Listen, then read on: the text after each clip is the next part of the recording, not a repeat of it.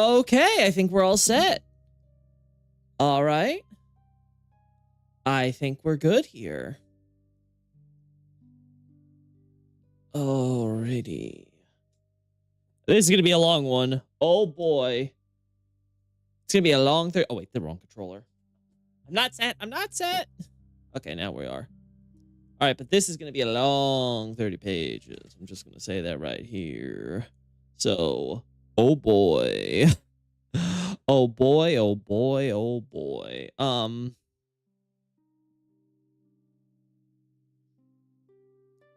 right, looking at everything I have here, I think we should be good to just kind of jump into it. So I'll be listening here, and then I'll be trying to get the screenshots for the stuff in the background while we go over this. So, okay, good. Perfect. Alrighty, let's get started then.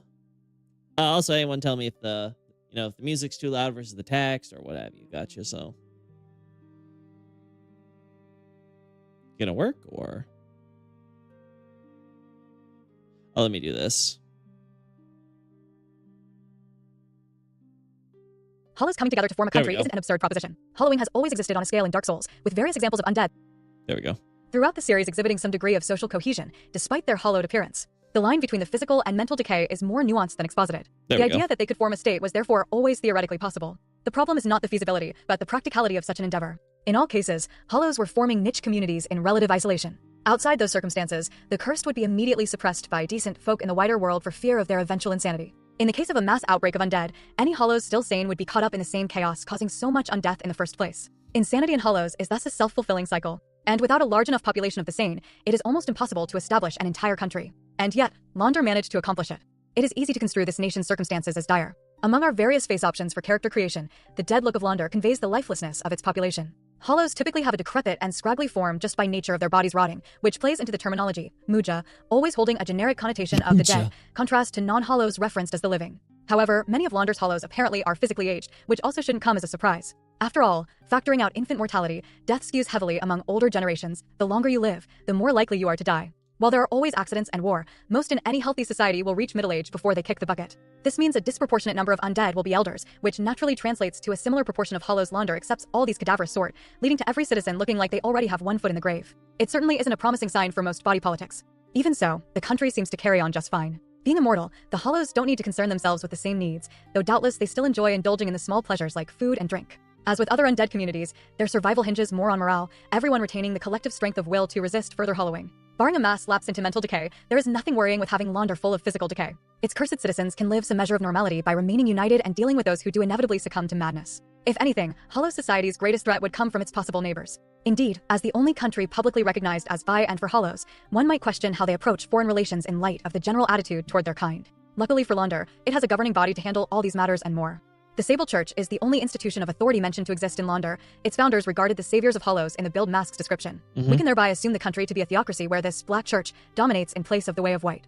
And at the head of this church were 3 maidens, each garbed in jet black that fittingly resembles a mourning dress. These church leaders are all sisters, Elfriede being the eldest, followed by Yuria and finally Liliane. Although remarkable for all 3 to coincidentally manifest the dark sign, that probably did occur given how Yuria demands souls for services and the Hollow's Lair greatsword affects her. The siblings are also described as young maidens, which is consistent with Elfriede's appearance. Even assuming that Launder's founding was relatively recent, it is hard to imagine all 3 still being considered young if aging normally. In short, every sister is cursed with undeath, like the flock their church shepherds.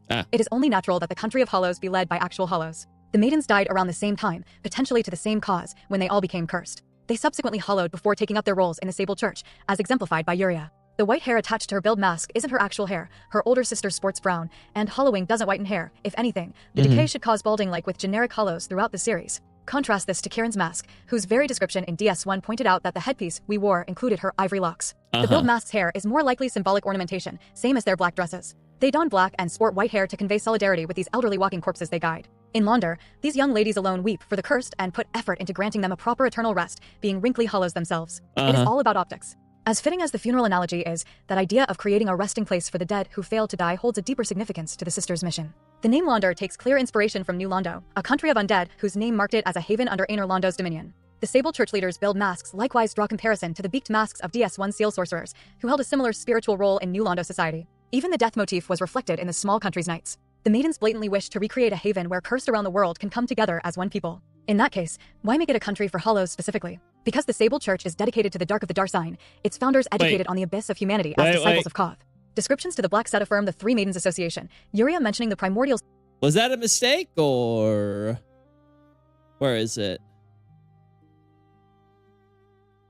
Yeah, it's still the dark side. Okay, that's just a weird mistake with the text-to-speech. Okay. Serpent by name in her last moments. Cut dialogue has her blame the shackles of the gods for her death to, she presumes, a mad hollow, terminology previously exclusive to Koth. Moreover, the Dark Hand is unique to Londar when both it and its life drain ability were previously bestowed to Dark Wraiths. Even to this day, the former Knights of New Londo rely on this power. But with New Londo defunct and the Dark Wraith scattered, Londar is the only place to continue disseminating its secrets, Yuria willing to share this art she wields for a price. And the reason is because of its continued connection to Koth, having bestowed the weapon to the Three Maidens. It is obvious that members of the Sable Church learned how to warp space and suck spirits from their leaders, who in turn learned it from Koth. And if the Darkstalker was sharing the power of the Dark Lord as he claimed in the original Dark Souls, DS1, then he must have trusted the sisters' dedication to his cause. Why was Koth interested in these three? Maybe whimsy. One can only imagine the tragic circumstances leading to a trio of sisters dying, presumably together. Perhaps the snake happened upon their situation and took pity, deciding to enlighten them about the good fortune to their subsequent curse. There was also his age to consider. While Yuria's English dialogue only bemoans how she failed Koth in perishing, the Japanese script specifies her regret to be over his dying wish. The Dark Hand's description similarly regards the weapon as his legacy. In other words, the primordial serpent isn't still around, the Sable Church carrying on his memory in Londar. And if he was able to convey his last will, then his death wasn't sudden or unexpected. Koth and Frampt are the oldest mortal characters met in any of the games, so them passing away from age is reasonable. Add in the fact that no world serpent intercedes on our journey, and the whole race is liable to have gone extinct. Koth might have thus felt an urgent need to pass on his mission during his final years. Ultimately, Elfriede, Yuria, and Lillian proved worthy of inheriting the world serpent's will. His tutelage explains why they are so familiar with a long-dead nation like New Londo, and not just that. The Sword of Avowal is Londar's ceremonial blade, and its hilt incorporates the exact ring motif ornamenting the Ring City, capital of the ancient pygmies who found the Dark Soul. The country of Hollows proudly represents all human culture which embraced humanity, and this is thanks to 3 students of the Serpent alive to witness the whole history. The resulting Sable Church is devoted to the Hollow as the true form of man. Even establishing a country honors Koth. Despite ending as a servant to the dark, New Londo was originally a tool for preserving the Age of Fire. Koth only came to influence the tiny nation after the fact, and he ultimately considered his efforts to instill his message into their 4 kings of failure. But what if New Londo was built upon the primordial serpent's principles from the outset? That appears to be the intention behind Londar, to form a proper state aligned with the Abyss. Just as New Londo was arguably successor to the Ring City, Londar clearly imagines itself successor to the Small Londo. If New Londo was haven to undead, Londar will be haven to hollows. If New Londo was to be led by a Dark Lord, Londar will be led by a Lord of Hollows. The 3 sisters are trying to execute Koth's original design, this time with the moral fortitude sustained by a religious institution. Put another way, the Sable Church exists to impose the primordial serpent's message for man on Hollow society, so that there will be no deviations, no slips into depravity. Where the 4 kings failed, the 3 maidens hope to succeed, armed with heartfelt dedication to effectuating the will of their great emissary. In that respect, Koth is as much an angel for Londar as Frampt is for Lothric, a heavenly messenger from the gods in men rather than the gods of men. To fulfill that divine revelation, the Hollows needed a king. But before that king arrived, they needed to prepare his or her kingdom on Earth. Memento Mori. All right, so far so good. Where to establish a country for Hollows? The natural choice would be someplace obscure, on the frontier or otherwise isolated from the world of man. But Londar didn't begin by avoiding conflict. The Sable Church leaders wear armor on the arms and legs beneath their dress, denoting their skill as swordswomen. Yuria alone apparently slew 100 with her dark drift. The sword's Japanese description affirms that this was specifically 100 knights, implying conflict with the most highly trained warriors another country might have. The description to the sisters' armor likewise relates how their skill was enough to establish the Sable Church with just them 3, meaning that they needed to fight to create the institution which constitutes Londar. Even Elfriede's trouser suggests that death by the blade was required to protect her church and country during the founding. These 3 were essentially Valkyries, carving their way through countless to plot out space for Hollows to live in their new country. And they weren't finding knights among their own, in the middle of nowhere.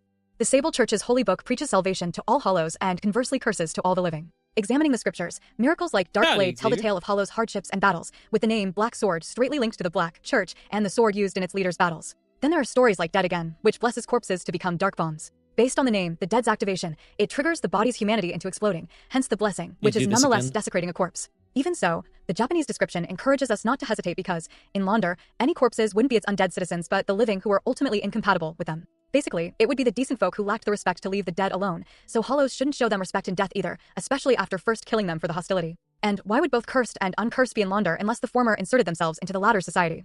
Put simply, the Sable Church promotes mutual antagonism because that was its policy, fighting to establish Londar within another nation in the world of man. Considering how often countries in Dark Souls are city-states, this isn't unreasonable. Sure, the heads of state have knights for protection as well as entire armies, but a surprise raid on a palace will still have you facing just a small portion of those numbers. With their extraordinary swordplay, it is easy to see the 3 sisters succeed in single-handedly toppling the government after infiltration. Cutting off the head naturally destabilizes the country on down. Thrown into chaos, the populace end up fighting amongst themselves as they split into factions, the corpses piling up until they produce undead and hollows. And there would be the new Sable Church to enlighten these hollows to their salvation in Londor, if they were willing to take up those miracles and fight for that promised land. The plan is almost too simple, but it evidently played out in exactly that way. This was nothing less than a revenge tour. Undead had suffered for so long at the hands of God-fearing men, fighting just to survive in this cruel world. Now, the Sable Church brought that fight to the living, committing no less than genocide to make a statement for the God-fearing world and all hollows. It was an unnecessary way to start a country, but it certainly put Londor on the map. No surrounding country would miss their neighbor collapse and an undead nation replace it. Word of Londor was sure to spread across the world of man like wildfire, heralds bringing news to every church in the way of white of this catastrophe. As a result, many more would know where to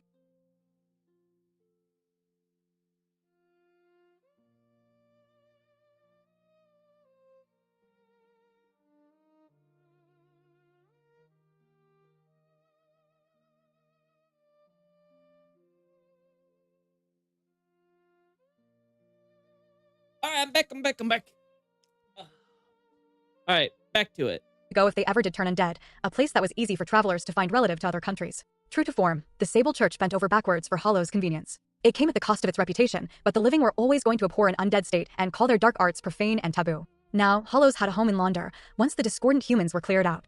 As the crowning achievement of their efforts, Kov's War Maidens formally built the Sable Church as more than just an organization between the three of them. The Morian blade modeled on its spires give us an idea of the actual church building. True to its name, the exterior is colored black as Morian quartz, with unique Gothic architecture featuring sharp edges and spikes that emphasize its opposing nature, which translates into lacerating lethality for the derived blade. And just as how the sword has been cursed to empower the wielder at low HP, the Sable Church's so-called blessings only comes to those hollows in crisis, a church for the cursed in more ways than one. Lillian seems to have taken up the duty of ministering the flock from there. Yeah, again, reminder to everyone, this is me reviewing my upcoming thesis on Londor. We are so far... seems to be, pretty solid. I'm not noticing any major things not too much repetition or anything, or I'm like, oh no, this needs to be fixed or whatever. But again, if you guys spy something, feel free to point it out. But so far, so good. I'm happy with that. Anyway, back to us getting the screenshots. Being the one to recite Londor scripture. It is she who teaches about the history of hollows to give them a shared national heritage, regardless of background. It is also she who imparts the secrets of enhancing armaments with the dark among other miracles, assuming that the listener has the requisite faith and, occasionally, intelligence to perform them. It is unclear if the saviors began construction of this formal house of worship during or after the War of the Founding. Whichever the scenario, Lillian only took up the role of Londor's sole storyteller after retiring from the battlefield, more than likely. The fact that Londor has Braille scripture implies that the maiden herself is blind. If this was the case from birth, then this complicates her ability to help found the Sable Church as a sword woman. The Firekeeper proves that there are workarounds to this, but then why the need for Braille? Clearly, Lillian's lack of sight has never been remedied. Either her sword skills surpass Hawkeye Goff's archery, or the youngest sister was blinded in battle during the Founding. If the latter, such a debilitating injury would require healing power from humanity or a miracle of the gods. Lillian assuredly abhors the last option, especially if she makes it her job to repeatedly stoke animosity against God-fearing society. Better to serve as a living example of the undead's trials and tribulations she recounts. Overall, Lillian's blindness captures the three sisters' sacrifices to achieve their hard-fought success. But although his armor's... All right, so...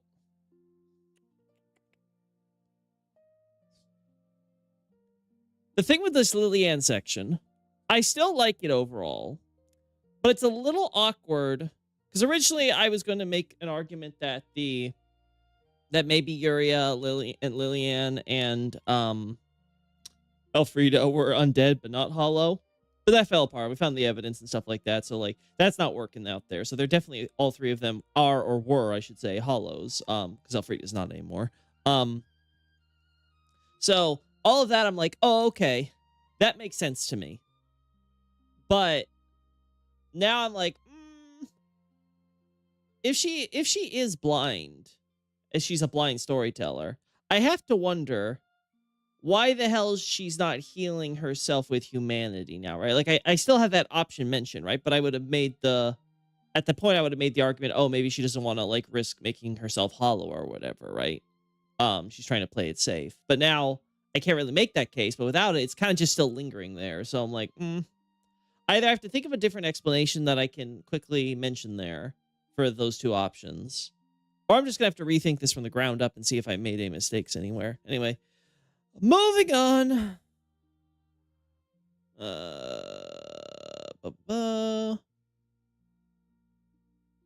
Okay, there we go. Everything. Let's get back to the right spot. Overall, Lillian's blindness captures the three sisters' sacrifices to achieve their hard-fought success. But after gathering allies and constituting an army, the Sable Church were positioned to claim the land as their own. Many of these hollows likely become the first knights of Londor, exemplified by Wilhelm. While it is called his armor, we acquire the Wilhelm set from a corpse pile in the crypt under Ariandel Chapel, which we can only access after defeating the knight in question at the Corvian settlement. Basically, we collect his armor from another knight, outfitted uniformly as we would expect from a chivalric order. Knights seem to be individually assigned to each church leader, Wilhelm having served Elfriede.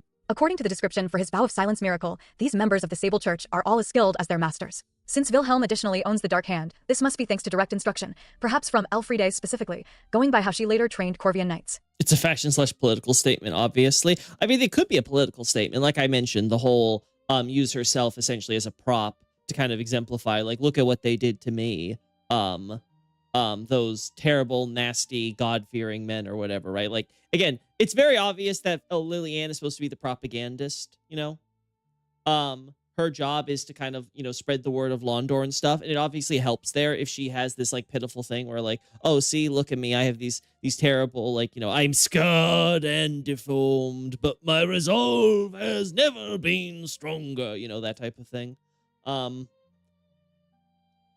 Has to, you know, kind of be able to kind of like work that to your advantage. But again, that doesn't kind of answer the humanity aspect. The other answer it does, if it's like, oh, I don't want to do the God things, I'd rather just be a propagandist. But again, if I could, I would like to include something on the humanity side. That's my big concern looking at this.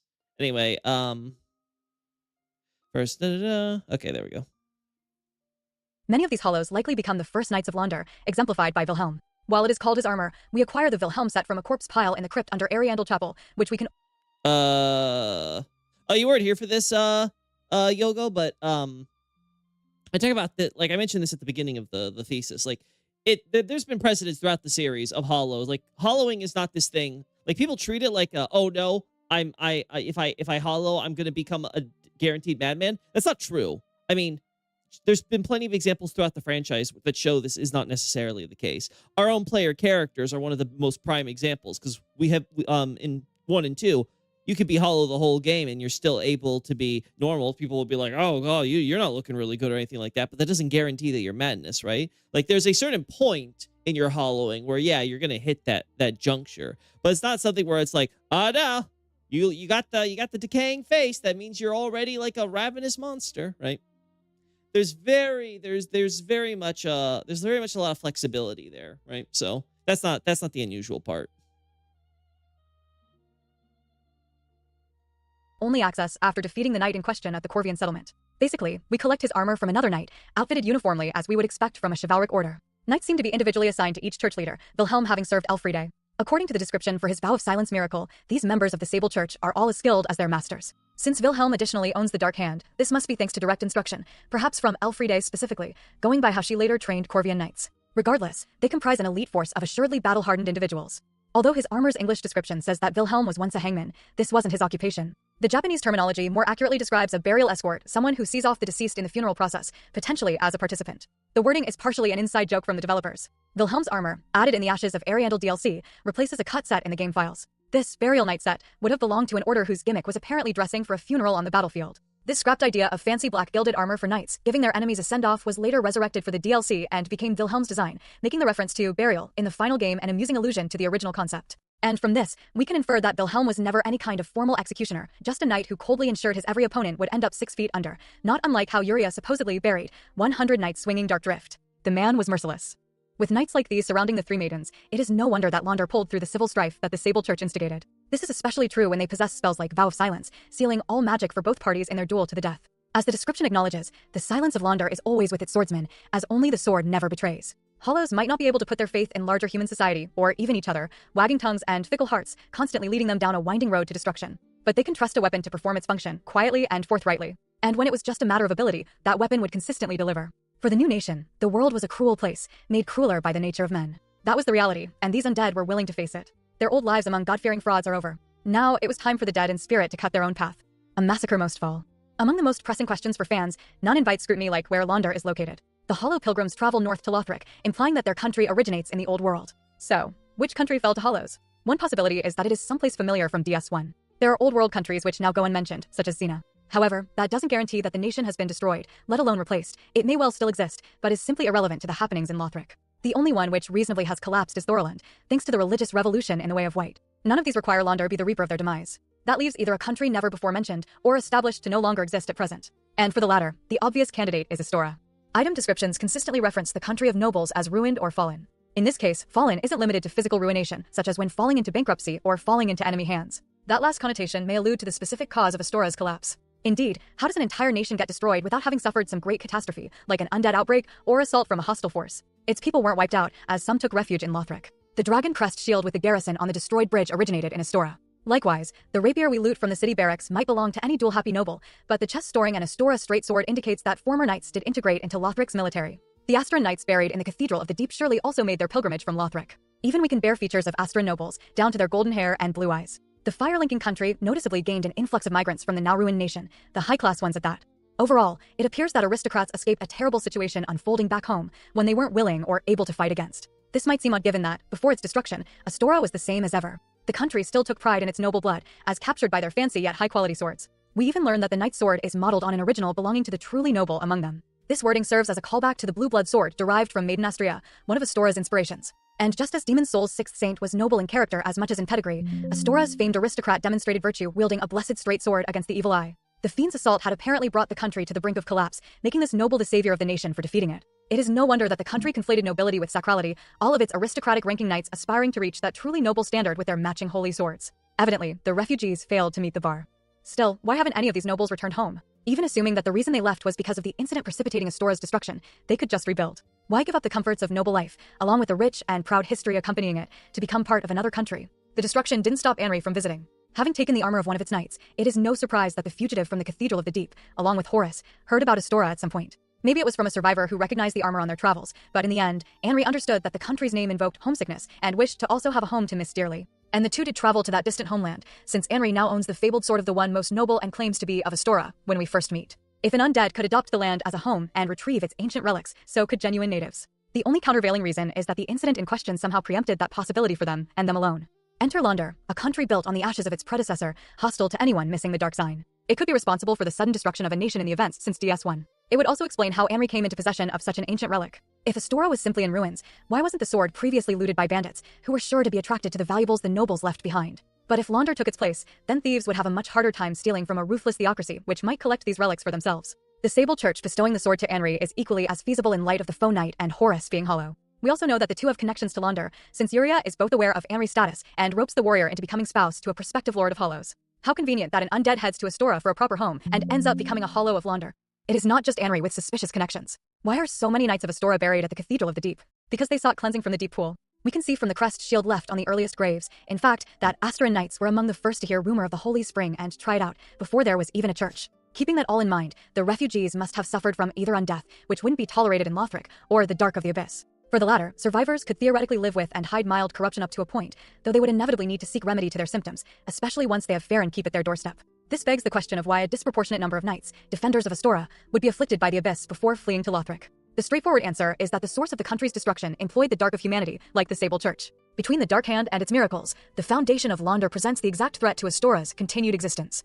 And so, the country of Hollows in all likelihood did cause the country of nobles to fall. As to why targeted among the many nations, the decision was likely based on the history detailed by Wise Koth. Recall in DS1 that the life-leeching evil eye was hinted to be a product of the Abyss, implicitly created by local dark practitioners. Whether the work of some bad actor or simply an experiment gone wrong, this incident justified the country's pivot toward the Aner Londo gods more than most. Part of the larger push of man's dark heritage to the fringes before the Way of White began to formally stamp out that heresy. But while the sword of the truly noble does possess a blessing empowered by faith, most of the weapon's damage comes from the wielder's luck, which the description acknowledges is innate to man. Aside from another reference to the blue blood sword, this implicates the power of humanity in the evil eye's defeat. The blade is the country's dullest, nowhere near the quality of later recreations. In other words, it was by luck that true nobility succeeded, not Aner Londo's pantheon, and there lies the issue for Londor to seize upon. Much like how noble Astrea was elevated to a holy woman because her luck was mistaken for providence in demon souls, the gods and their followers falsely took credit for the truly noble's humanity. One might wonder if even the blessing itself is derived from the Abyss, a facsimile of the genuine product not unlike the profaned flame. If the person was such a lucky individual, then being deeply in touch with his or her own humanity is a given.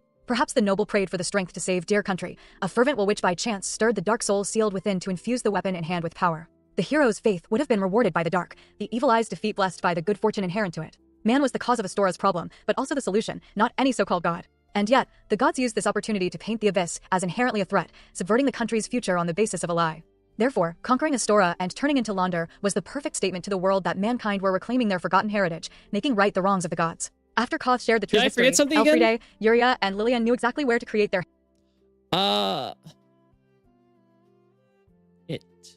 into Londor. There we go. Yeah.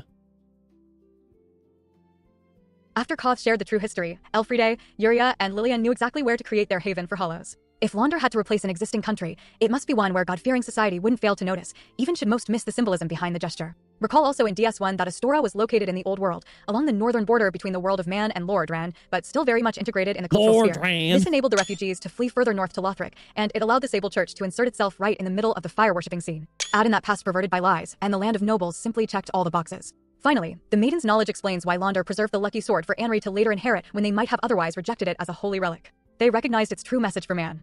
The country's military also couldn't be underestimated. Even if rich with posh blood, it was still a country of elite knights. The Astora straight sword captures this sentiment. Unlike the version acquired in DS1, the latest lacks the blessing despite retaining the faith requirement. As a result, faith only serves to make the weapon more unwieldy. The detail is probably intentional, however, the actual faith requirement is slightly lower than in DS1 even as strength and dexterity requirements remain identical. Rather, something occurred to diminish the sword's potent blessing, leaving only an artifact of its full power. And among powers that can sap holiness of strength, there is only the all-consuming dark. Clashing blades with the forces of Londor, with their dark weapon spell, may have thereby stolen almost all of the light's potency, though saving the steel from corruption. This would have made the standard knights of Astora a fair match against the second coming of New Londo.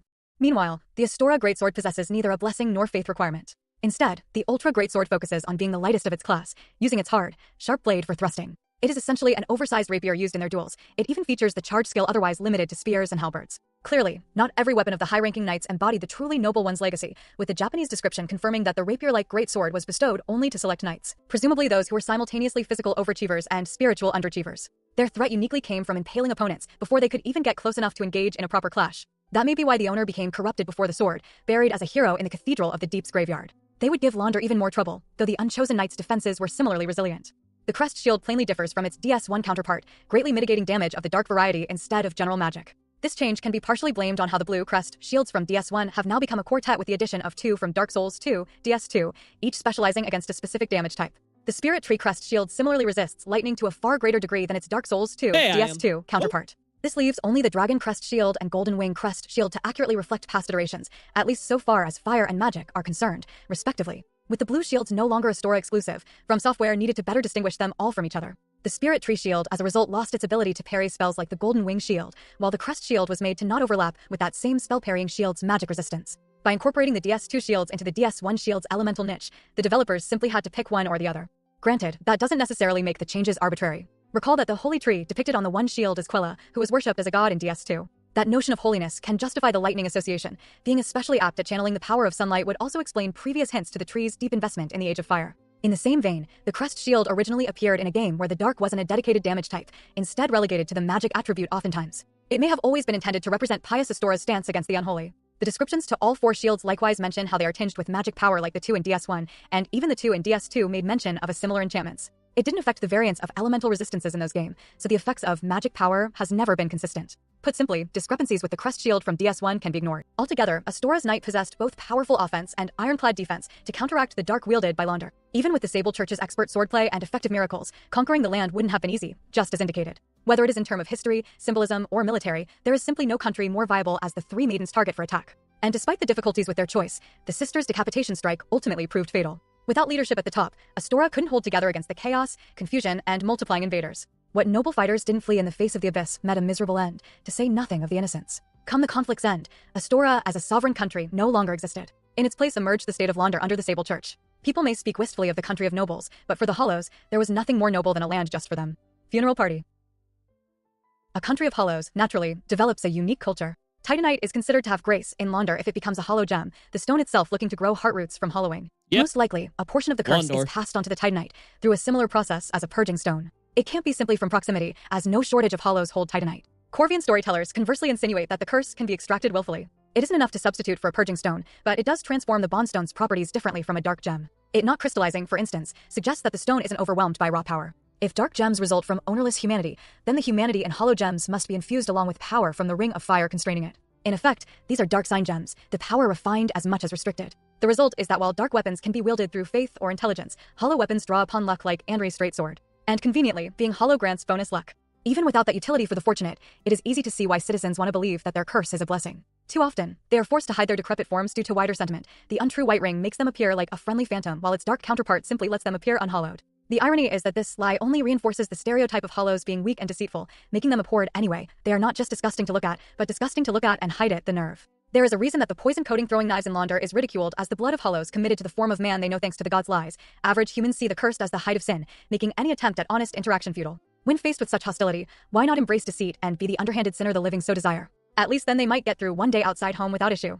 It is a vicious cycle which encourages Launder to feel so ominous, though its actual people tend to act as cordial as any other. Being a melting pot of hollows from all walks of life and all over, variety is to be expected. Yoel was apparently a sorcerer before becoming a citizen of Launder. From his reference to the famed Vinheim, the old man is probably self-taught and has only heard stories of the amazing spells produced there. This would explain his generic repertoire of sorceries to teach, from soul arrow to soul greatsword. The only spells which have any connection with Vinheim specifically are magic weapon and shield, but applying sorcery to armaments is such a basic concept, they might be Yoel's own invention. Even if he did briefly attend as a student, the elder died and became an undead welcomed into Launder, where many like him practiced no better level of sorcery. Launder seems to thus collect plenty of dilettantes, with old Yoel showcasing the average charm. Of course, Launder did also pick up truly exceptional individuals. The Stonehump Tag is one such example. As a former high priestess of Lothric and wet nurse to Prince Lorien, she sat among the kingdom's elite, educated in matters of faith. That life of religiosity shines through when, from her vantage above the drag heap, her mind immediately goes to how a god might see the world. One can likewise imagine her pride in raising Lothric's greatest warrior, who continued to share stories of his exploits with her well past needing a nanny. It was apparently a genuinely loving relationship. But a woman can only get so old, and the high priestess soon passed away. The dark sign void her life. Did I read that? Did I hear that wrong? Who continued to share stories of his exploits with her well past needy. Okay, yeah. Maybe it might be better. Can we well past?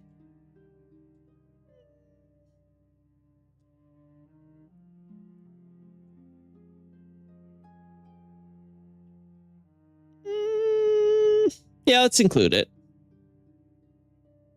See how needing a nanny. It was apparently a genuinely loving relationship. But a woman can only get... Yeah, let's see that again. One can likewise imagine her pride in raising Lothric's greatest warrior, who continued to share stories of his exploits with her well past him needing a nanny. It was apparently a genuinely loving relationship. But a woman can only get so old, and the high priestess soon passed away. The dark sign void her life, but she could no longer be welcome in Lothric. Rather than settle in the undead settlement, however, the priestess went on a journey with a scant few belongings she holds little regard for. Becoming one of the sinners appears to have shaken her faith, hence why the old woman downplays herself being anything more. Without her position, she has no mission, no purpose in life, as she indirectly mourns. For sure, weak hollows who had no chance even attempting the fire-linking ritual are naturally more likely to end up in Launder, and clerics must be hit especially hard by their undeath. Wilhelm casts not just Vow of Silence, but also Great Heal, and with a canvas talisman. Odd for a knight of Launder to perform miracles of the gods, unless he has a history with it. Together, the miracle and catalyst submit that Wilhelm was once a high-ranking traveling cleric, most likely a holy knight like the owner of the Paladin's ashes. Recall how that paladin was killed for sticking his nose in any perceived injustice or iniquity he came across, his foolish arrogance punished. Meanwhile, Wilhelm makes a point of these madmen who boast about justice while pursuing fugitives and uncovering plots, unprepared to be the one receiving punishment, as if he speaks from experience. Therefore, he himself seems to be one of those cats curiosity killed, a former paladin who never imagined defeat as a holy warrior of justice. That paladin had to reckon with such naivete on top of becoming undead. And it led him to Launder. That appears to be the uniting factor stitching these disparate undead into one nation. In manifesting the curse and devoting himself to Elfriede and the Sable Church, Wilhelm was now on the other side. Too often, he would see his old self investigating something that really wasn't their business, all in the name of what is right according to society. They assumed morality decided their victory, only for Wilhelm to show them otherwise. In fact, becoming a cold-blooded Burier may be his way of teaching the harsh lesson he learned. Even against us, he doesn't treat our defeat as a final farewell but a teaching moment, telling us to put aside our curiosity about Ariandel. With their new perspective, Hollows see the hypocrisies and lies in the god system, how sin is arbitrarily decided and evil is branded from ignorance, before they ever hear Lillian speak. The living have the gall to complain about honor and methods, believing their success comes purely from virtue. But the good aren't necessarily strong, and evil doesn't strictly belong to the weak. Launder liberates man from this judgmental world. That said, the country didn't accept just anyone. In every society, there are rabble-rousers and malcontents. Those who fail to respect Launder's laws are apparently exiled, handed a copy of atonement before they leave. Unsurprisingly, these criminals know no other miracle of the Sable Church, and their lack of piety is duly rewarded. Because it is literally named Redemption of Sin, the exiles naturally assume that the story offers forgiveness, Launder wishing the undead well after they endure wandering the wild a little as punishment. However, astute readers might notice how saying that even cursed journeys will come to an end one day can hold ominous implications. In actual fact, the miracle makes it easier for enemies to notice the worker. And for a Hollow, virtually everyone outside of Launder is their enemy. The more they attract attention, the more they turn to religion to save them. But it is too late. Launder has no more salvation to give. Faith in this miracle only perpetuates their crisis, until someone or something finally brings their cursed journey to its end. Retribution of this nature truly lives up to the Hollow stereotype. It is a devious trick presented to those who might otherwise believe that they are getting off easy. In reality, it is just a delayed execution, designed to extend their torment while the condemned remain not so blissfully ignorant. Maybe at the end, the sinners will understand how they took Launder for granted, but they still must atone with their deaths. Emblematic of that outlook, we can find the miracle on a corpse alongside another holding a hollow gem in Farinkeep. In their search for some sort of reprieve, these exiles were forced to come to a poisoned swamp and ended up trapped on a small cliff surrounded by basilisks. Truly, a terrible day to be them. Without a doubt, those hollows were missing their safe haven, at least until their cause of death arrived. After all, it is as we approach the duo from the keep's entrance that the pale shade of Londr invades.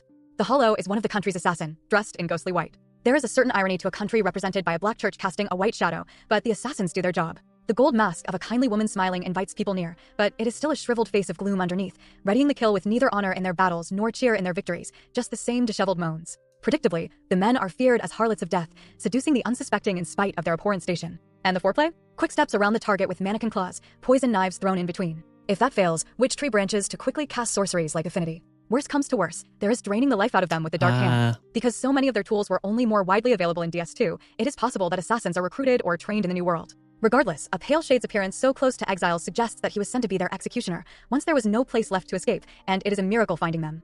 Wordplay aside, atonement isn't a death sentence for everyone. Not too far from the executed duo, a Corvian storyteller ministers to a new flock, eager to hear his message. This is curious, since Farron is a land filled only with barbaric Gruss or vengeful Darkrates, not the kind to hear out the good word of Ariandel. What undead were there to convert? The answer can be inferred from the Corvian a little ways off to the side from the group, collapsed on his knees, limbs limp, as if exhausted from a long journey. The only ones so desperate to trek this deep into the Farron woods without rest would be exiles of Londr. The storyteller was just as liable to notice them as any pursuing threats, and they were sure to welcome Ariandel's salvation after experiencing deprivation of Londr's deliverance. In their case, atonement really was a vague hope for finding a new life in exile. One might even say that they had the luck of Londr. Certainly, an emissary from the land of the undesirables is the one exception in a hollow's terrible world, exiles in any other circumstance facing certain death.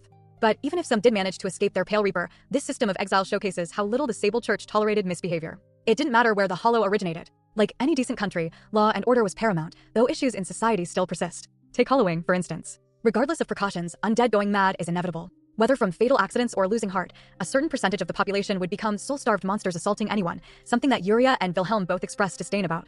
Yuria goes so far as to excoriate this quality in Hollow's prospective king, decrying us as Bonpu, a mundane individual with Buddhist connotations of being unenlightened, similar to Cod's chastisement of a treacherous chosen undead in DS1 for not realizing the truth he revealed. A country of hollows cannot be led by the worst among them, and neither can a king rule a madhouse. What hope was there to exile these lunatics? Londr is better off putting them out of their misery on the spot. A similar situation arises thanks to Londr's culture of deceit. As much it loves hollow gems, purging stones are a secret treasure in Londr which the hollows will occasionally use to lie about their circumstances, pretending as if they aren't undead. Some among those few fall so far as to believe the lie, becoming traitors to Londr. How does one resolve the delusion that a person is one of the living hostile to hollows? The only choice is to treat them according to their wishes, putting down the living unwilling to live with undead society. They won't be missed. Yoel is a proud hollow and bemoans the hypocrisy of a cursed hero like us unhesitatingly killing fellow undead like him. It apparently doesn't matter how deceitful the population might act, there is still no excusing betrayal in Londr. The Sable Church exemplifies how hollows look out for hollows, even if they must make exceptions. Part of this might have been mitigated.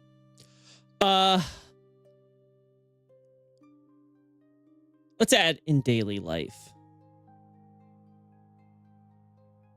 There we go. I think that's a fair way to really kind of put it. There we go. It apparently doesn't matter how deceitful the population might act in daily life, there is still no excusing betrayal in Londr. The Sable Church exemplifies how hollows look out for hollows, even if they must make exceptions.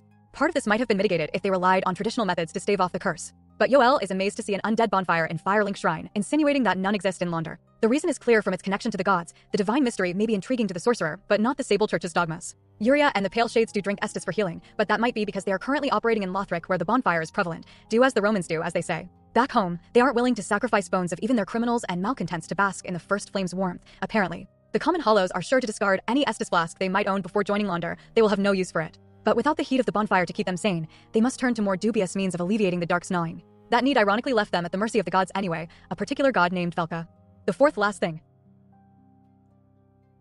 The goddess of sin holds an undeniable connection to Londr. The country adopts her rings of sacrifice, and vow of silence was originally her secret right. Her priests were also described as excellent swordsmen, just like members of the Sable Church. Even the clutch rings associated with the wicked god are now part of Londr legend. According to this old tale, the crow's leg clutching a stone in its talons represents a strange hand, which appears to invite people when they have become heartbroken with despair. The crestfallen hollow, so this is a story of giant crows reaching out to undead in need just as they become suitable for Londr, likely whisking them off to there as the giant crow did in DS1. Considering hints to the crow acting as the witch's familiar.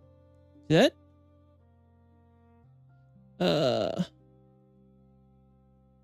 Oh no, okay, yeah, that's what. Okay, so the crestfallen hollow. So okay, it was just a weird how she said it. Okay. The crestfallen hollow. So this is a story of giant crows reaching out to undead in need just as they become suitable for Londr. All right, cool. Okay. Likely whisking them off to there as the giant crow did in DS1.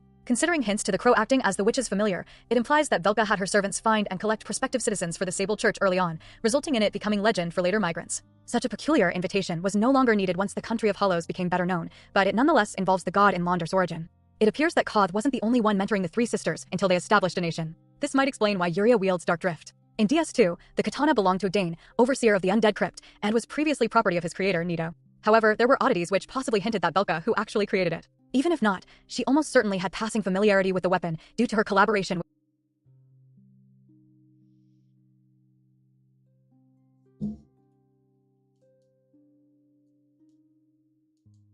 which hinted at Velka actually creating it. There we go.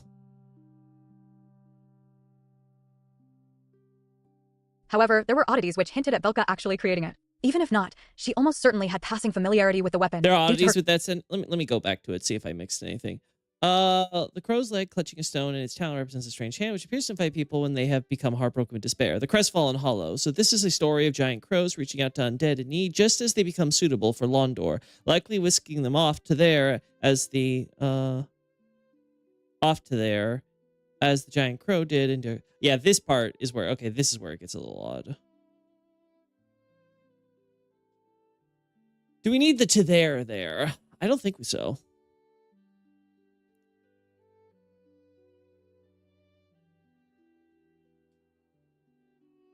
Likely wasting them off much as the giant crow did.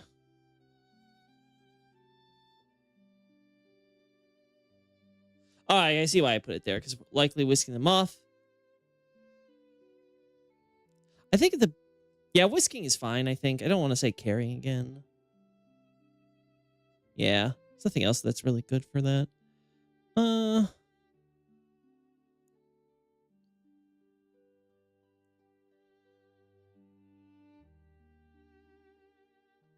I think this is fine. Just likely whisking them off much as the giant crow did in Dark Souls 1. All right, I think that's fine. Okay. Back to where we were. Okay, this now. However, there were oddities which hinted at Velka actually creating it. Even if not, she almost certainly had passing familiarity with the weapon due to her collaboration with Nito in the Undead Crypt. Consequently, it isn't shocking if the goddess retrieved the weapon. Xavier, what are you saying here? Oh no, sorry, it's Nobrain, my bad. Did you give any thought on what the angel statue Shaded Woods might implicate to Heidi or the angel? I still haven't like fully processed like that and stuff. I've been so focused on Londor, I've kind of like put that on the shelf for the time being. But like I'll be going back and like, you know, doing a full review and seeing like, okay, what has to change, what doesn't change. Because it could just be like generally like, oh, this is representing godhood, and I can mention the angel there where it's like, okay, well maybe it's supposed to just represent generally like this is some divine figure and something like that. That's a possibility I've considered. But anyway, moving on to the back to this. Something on top. For the events of DS2, or created a new one, which she then gave to the second sister. Yuria may not have been special in this regard, as we don't ever see the swords that Elfriede or Lillian wielded. But even if they too received similar weapons, it would still imply that they are being trained and facilitated with the black-haired witch's help. Even after Koth has died, Velka continues to support them from her place in Karim, it would seem. Besides both countries sharing gloomy people and ominous products, the Morian Blade's attack boost at critical health resembles the red Tearstone ring, which was said to come from Karim in DS1. Recall also from DS1 that purging stones were Earl Arster's secret treasure first, the infamous Lord of Karim bearing similarly suspicious ties to his resident goddess of sin. Indeed, when praying to the statue of Velka, we can beseech the god to not only absolve us of our sins, but also dissolute our hollowing, reversing any visible decay from the curse. With this service functioning identical to the purging stone, the connection between Arster's products and the goddess of sin's sacrificial rites couldn't be more blatant. And now those stones born of human sacrifice have found their way to Londor. As a final point, Elfriede holds onto the Chillbite ring. The bite rings are expressly products of Karim's clergy, and their locations are always consistent with a Karim origin. The Bloodbite ring came to the undead settlement with a cleric, as they so often do, before a giant sewer rat gobbled both up. The Fleshbite ring fell into the custody of the Grand Archives as a kindness from the clergy visiting next door. The Poisonbite ring landed in the Cathedral of the Deep, since the bishops are always in need of new blood. The only exception is the Curbite ring, which uses a purging stone as its gem, and the many purging stones in the profaned capital. Curbite. For some reason, some of these kennings, it cannot pronounce properly. It's actually kind of crazy. It just omits some of the letters. Are independent inventions of the city's equally shady clergy. What an odd Therefore, glitch. It is more likely than not that Elfriede procured her ring thanks to Karim connections.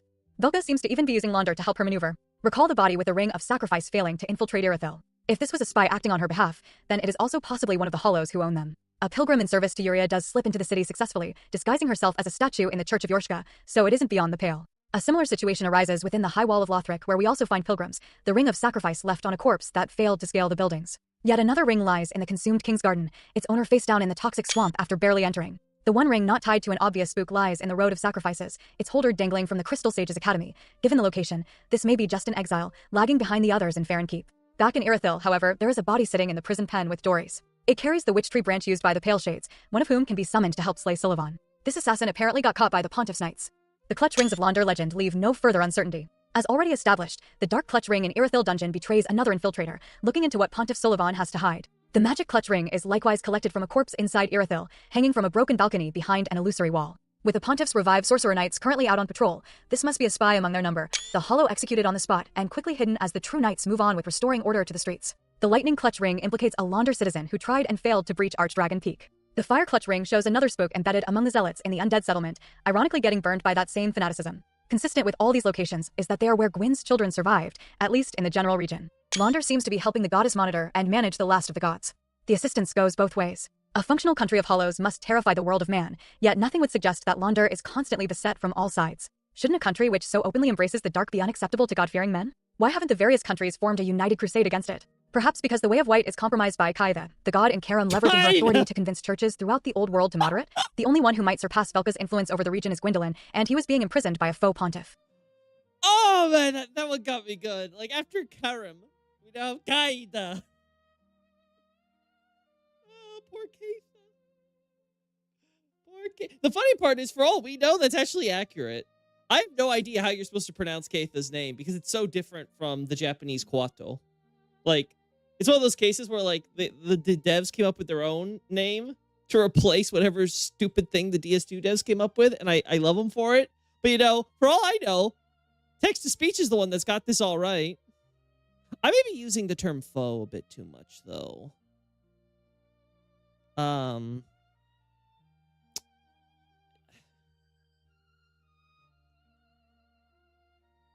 Maybe corrupt.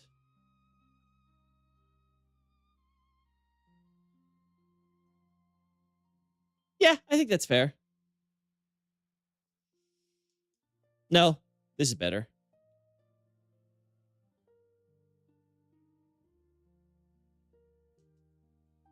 Yeah, that's the better one, so. All right.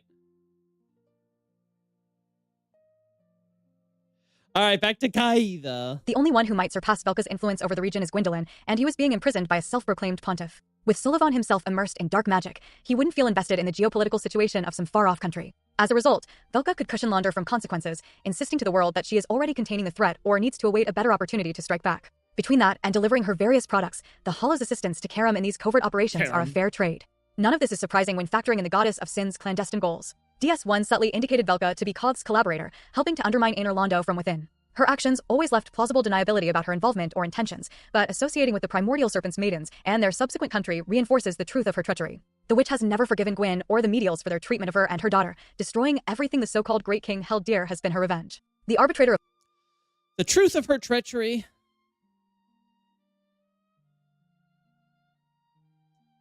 I think reality works better. I don't think we've said reality too recently in here, so I don't think it's going to sound too repetitive. There we go, yeah. Reality of her treachery. The witch has never forgiven Gwyn. Yeah, okay. Also, hey, Nick, good to see you in the chat. Their treatment of her and her daughter. Destroying everything the so-called Great King held dear has been her revenge. The arbitrator of crime and punishment has put her position to good use, excusing the guilty, living true to their nature, and penalizing the innocent, who first sinned against them. And her crowning achievement will be to see this entire fire-based system crumble. Even with Koth and his ilk gone, the goddess continues to work with Launder for presumably this objective. The old gods will collapse and man will take their place on the pedestal. It is just a question of how they will accomplish this. That hideous strength. As stated earlier, Launder seeks to have a lord for all hollows, reminiscent of the Dark Lord for man that Koth proposed in DS1. This King of Hollows is obviously more restrictive than the King of Dark ever was, albeit with one caveat: arguably all humans will be hollows in a dark world without fire. The dark soul within man is still central to the one kingdom heralding the new age after fire. However, hollows as they exist comprise of not just humanity, but also the shackle of the gods enclosing it in a ring of fire. The Lord of Hollows likewise assumes that fire will still exist in some form, with Yuria asking us not to snuff out the first flame, but to usurp it for our coronation. This thus seems to run counter to Koth's past goal for a human lord to bring forth the Age of Dark specifically. And yet, the Lord of Hollows is exactly what Koth was championing at the end. Yuria thinks of the primordial serpent's last will when killed by her prospective lord, implying that his will she and her sisters inherited was for Londar to have a king. The country of Hollows is following his wishes. As odd as this might sound, it isn't contradictory. At no point does the Sable Church clamor for an Age of Hollows, only a lord. The Age of Dark is the end goal as always. However, as we see when the Firekeeper ends fire on our behalf, it isn't actually the end. Embers harbored within past Lords of Cinder still remain, the king's free to run off and hide with the surviving flame. As the Chaos Demons demonstrate, such remnants can be persistent, even leaving open the hope of reviving the first flame in total. Meanwhile, fire will continue to exert its influence, exacerbating the stagnation slowly but surely. What is the benefit to ushering in a false Age of Dark now, beyond the temporary illusion of darkness it will bring? Koth must have recognized how Lothric's fire linking system has complicated the world's problems. Had a Dark Lord slain the one Lord of Cinder and let the flame at the source fade before all this, Londar wouldn't be necessary. But as things stand, ending the flame will just create a bunch of little independent fires to find and stamp out. Fire simply won't disappear. This explains the plan to usurp the first flame instead. If ending the flame will just disconnect the disparate pieces from the source, then the Lord should just snatch it without snuffing it out, inherit the flame, but with full control over it. Be better to say... Where is it? Fire won't simply disappear. Right, I think that's better for this. Yeah, I think that's a better way to put it. Won't simply disappear. This explains the plan to usurp the first flame instead. If ending the flame will just disconnect the disparate pieces from the source, then the Lord should just snatch it without snuffing it out, inherit the flame, but with full control over it. By keeping the first flame alive, but in man's possession, the usurper can moderate the power of all fire, including the embers of the Lords of Cinder. We see this play out after performing the usurpation, the eclipse which appeared after defeating the Lords of Cinder changing its aura from red to white. Recall how souls become more fire-like as they ascend in power, white souls generally gaining new auras of color from yellow to orange to red. We are therefore seeing the reverse, the sun covered in darkness at its weakest so far as its influence upon the universe is concerned. The dying flame may yet live, but never has it burned so meekly. As the Lord of Hollows, we have suppressed the power of the first flame and all flame by extension. It is the closest we can get to the Age of Dark without letting the fire die, giving the Lord leverage over the Lords of Cinder. Naturally, this is accomplished utilizing the power of humanity. The Dark Sigil serves to mark the Lord of Hollows going by the menu graphic and Yoel's dialogue. This gaping dark hole on the body looks to be the non-fire element to the dark sign, the humanity confined within the shape of the ring which manifests on the undead's back. That resulting hole is allegedly bottomless, with our dark soul leaking out in an amount corresponding to the number of Dark Sigil items collected in our inventory menu. This game mechanic clearly reflects the density and strength of the humanity, endlessly spilling power as it is accumulated or drawn out. The more power leaks, the greater the curse takes effect, causing us to more quickly hollow after death. Oh my god. This despite us not suffering visibly from the curse without a sigil. The developers wished to highlight the power of the hole's abyss, which can apparently overpower the Ring of Fire itself as it leaks out unimpeded. And if the God Seal cannot contain the dark exposed on our back, what then would become of the first flame? The answer is as we witness. The Dark Sigil cages the first flame after linking. Instead of using fire to harness the dark as Vendrick once espoused in DS2, we use the dark to bind fire to our will. Inheriting the flame still necessitates we become its fuel, but only to the extent we choose. Our dark soul is the one in control, no longer constrained by even the bonfire network as we become part of the fire. And just as Yuria claims, we rob the bonfire of its flame, usurping the proverbial throne from the Lords of Cinder. Without help of a firekeeper, we have taken the fire to decide the fate of the world as it marches, if still slowly, toward the Age of Dark proper. We do this neither to indulge our unkind-led nature nor to rush our way to ultimate darkness as in other endings, but because it is the will of all men true to their nature as hollows. If the eclipse ominously resembles the dark sign, then its new form evokes humanity, a world where the abyss finally overcomes flame. This is the best path to Koth's ideal.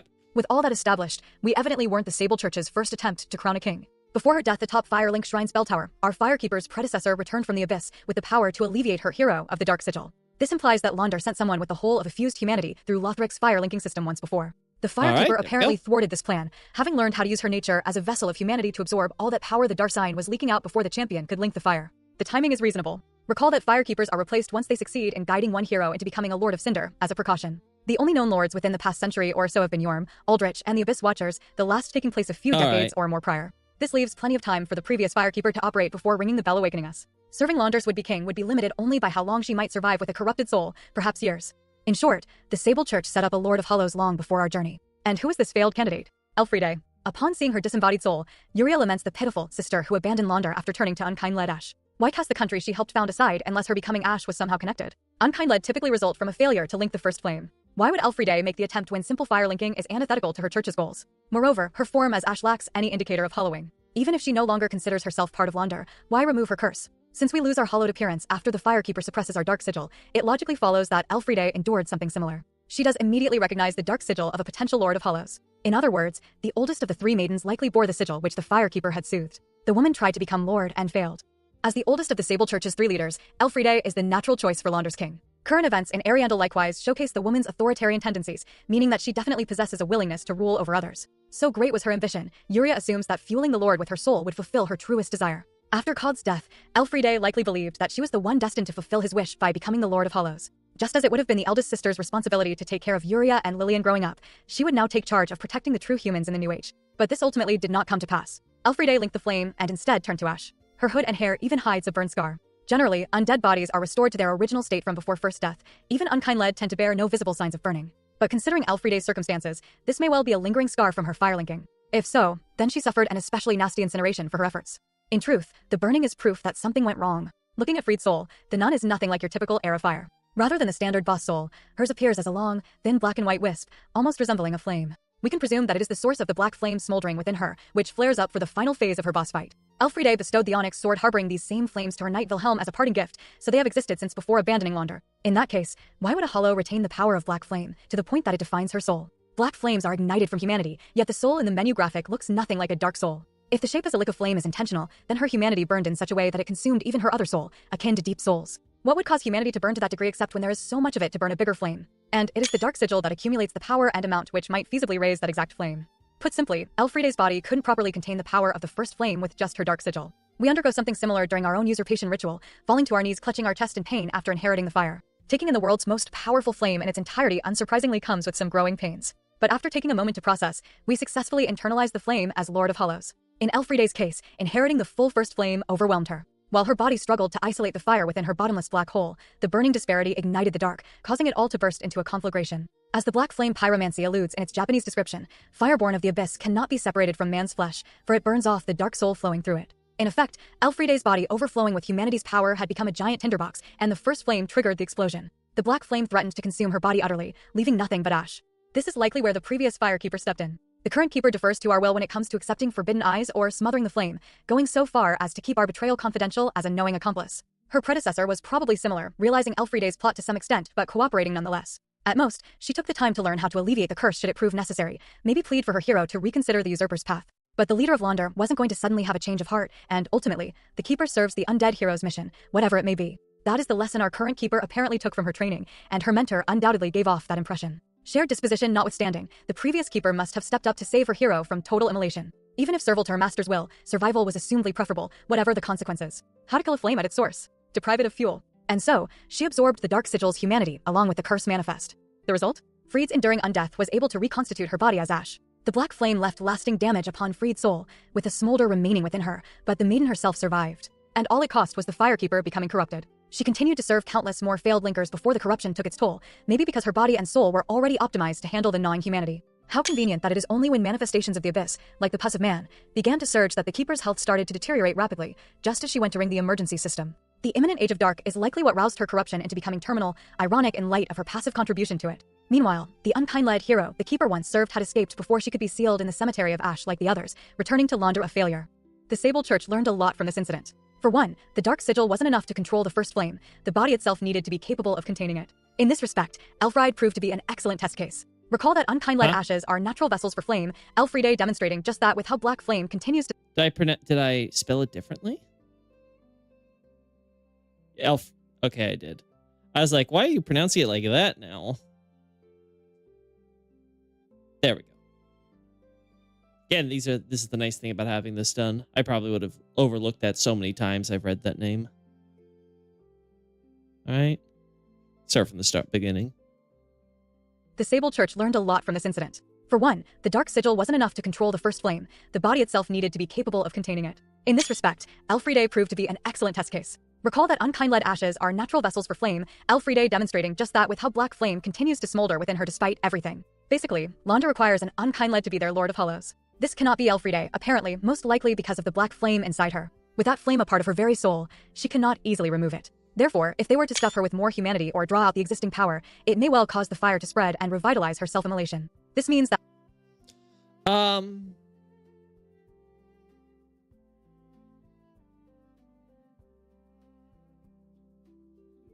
Yeah, I don't like this. I don't know how to do. I don't like having this apparently most likely. I'll have to think about that. I like the framing, but I don't know. I don't like how that comes off when it's red. So I'll have to think that one. Let's just mark that for now. I'll come back to it later. All right. This means that even attempting to return her to There we go. a hollow state poses a health risk. Basically, Freed's potential as a Lord of Hollows is already exhausted, all thanks to her initial failure. They needed to find another Lord, and it would not be with Elfriede. Like gloom after snow.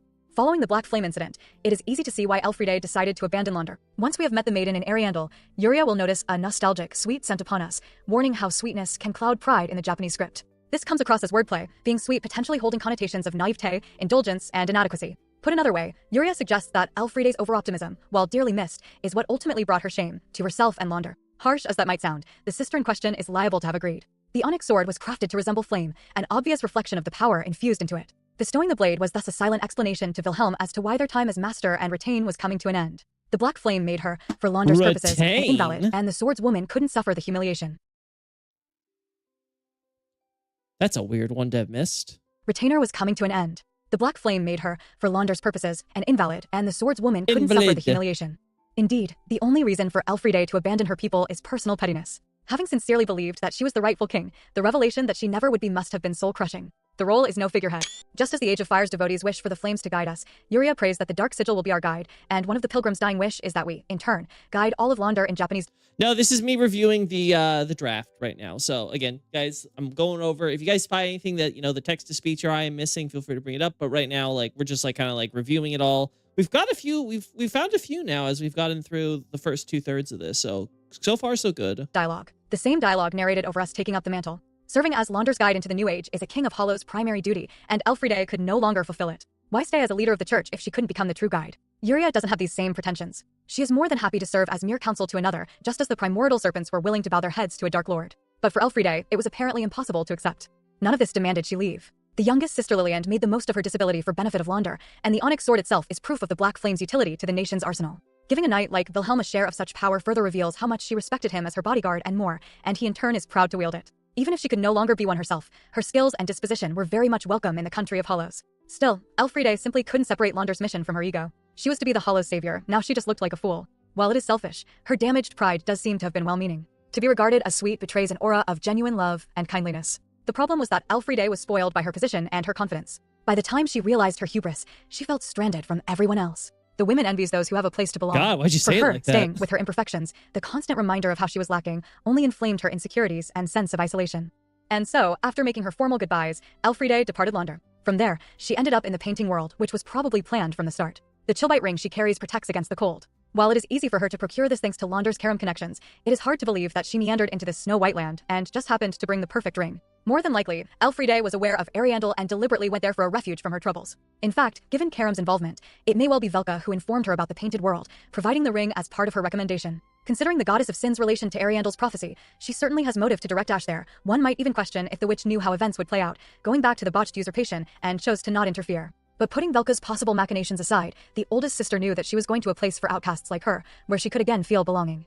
After entering the painting as the first Ash, the eldest of Kod's 3 maidens took on a new identity as a simple nun. Her name changed from the Anglo-Saxon Elfriede, meaning elf strength in reference to supernatural ability appropriate for her skills, to the Germanic Fried, meaning peace. Her life was no longer based around fighting for Hollow's survival, but caring for the inhabitants who needed someone to fill the hole left by Priscilla. To that end, she hid her embarrassing past and changed whatever possible to appeal to them. The swordswoman couldn't break all her habits, hence wearing the appropriate trousers underneath her dress. But overall, she reinvented herself as a gentle sister of the cloth. She finally found her place to be a guide, and it was to a people who were so honest and kind. It is no mystery why she so readily gives away the chillbite ring during our first meeting in the Ariandel Chapel. More than just mastering the magic, she has long since fully embraced the cold world. Her time there gave the former Hollow much-needed peace of mind.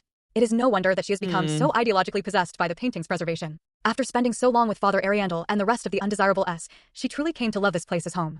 However, the encroaching rot changed everything. Yeah, now, the denizens were talking of abandoning their home, to let it burn down and make way for a new one. Once again, Elfriede saw her purpose in life about to be consumed by flame. How could she not see that the tragic farce? She doubtless realized, too, Velka's role in this whole affair. There was no way a nun of the chapel remained ignorant of the prophecy. She knew what role that she was expected to play. Everything was that witch's scheme, using both her and Launder. How that thought must have stoked Elfriede's fury in that moment. Old habits die hard, and with her back against the wall, at least to her mind, the nun fell to many of her base impulses. Wait. She raised an army, coaxed the father to her side, and yeah, at least to her mind. Let's put a little emphasis there. At least to her mind, the nun fell to many of her base impulses. She raised an army, coaxed the father to her side, and destroyed the wicked god's idols. A slave to her insecurities, Fried refused to give Ariandel to flame, even if it rotted totally. The nun had the help of Wilhelm, though she isn't aware of it. From the knight's first appearance, he remains out of Elfriede's line of sight, standing outside the door to the Ariandel chapel off to the side. Never once does she reference him, and not once do item descriptions allude to their interaction since last parting. It is Wilhelm who takes the painter girl to her prison, with no explicit orders from his former master. When his captive returns to the chapel, Fried has nothing to say, as if the girl's confinement had nothing to do with her plans. In other words, Wilhelm is simply acting on his own initiative. Most likely, the knight has been continuing to act as a bodyguard from the shadows, assisting Elfriede in her plans however he is able without her notice. He has certainly been there for some time. When struck in front of the chapel, the knight dissipates into a chilled mist the same as his master, showing similar mastery of the painting's cold. Through illusions, he could monitor her without much risk of being discovered. Even still, the knight has remained close by. To formally reach the lower levels of the crypt beneath the chapel, we must dispel a number of illusory walls. But after heading downstairs past the two, we can find a curious setup in the corner, a small collection of books and jars on a ledge, beneath a box on the floor. The items in themselves aren't peculiar for the location. Plenty remain scattered amongst the corpses on the level above, likely provided as grave goods. What is odd is how neat and organized this setup is, as if someone were dragging up a chair to sit down and read or drink while passing the time. And with how we collect Wilhelm's armor from one of the corpses near this hidden chamber, Wilhelm would be the obvious loiterer. The crypt helped bridge the chapel to the archive where he imprisons the painter, not to mention serves as an excellent hideout literally beneath Elfriede's notice. The corpse with the armor further insinuates that it wasn't just him, and Yuria explicitly notes multiple who were with her sister to the end, in fire's shadow as she puts it. The illusory walls were put up to keep visitors from discovering the trespassers from Launder. Wilhelm and at least one other knight followed after Elfriede, for simple reasons. When killed, he asks for his lady's forgiveness with his final breath, ashamed of his failure to stop us as her knight. The swordswoman may want to put Launder behind her, but they were still her knights. Whether Wilhelm was the only one to receive the onyx sword or not, they felt equal loyalty to the Sable Church's leader. Koth gave her purpose, and she did the same for them. If she didn't want reminders of them, fine, they would pursue their duties from her shadow. The knights were apparently even willing to die to the rod of this painting if it meant assisting her with this tyranny, anything to assuage her insecurities. Yuria knows about all this, so they made no secret about their intentions before abandoning their post. She is right to call her sister pitiful, remaining blind to the love and support she had this whole time. The eldest sister, ever the over-optimist, thinks that she can handle it all on her own. Truly, it takes an idealist to think that fate can be defied by throwing out a bell. Things, of course, don't go as planned. When we unexpectedly turn up, Fried does everything possible to peaceably avert the prophecy. With barely a greeting, she insists that we don't belong as stray ash, redirecting us to the bonfire she has already set up.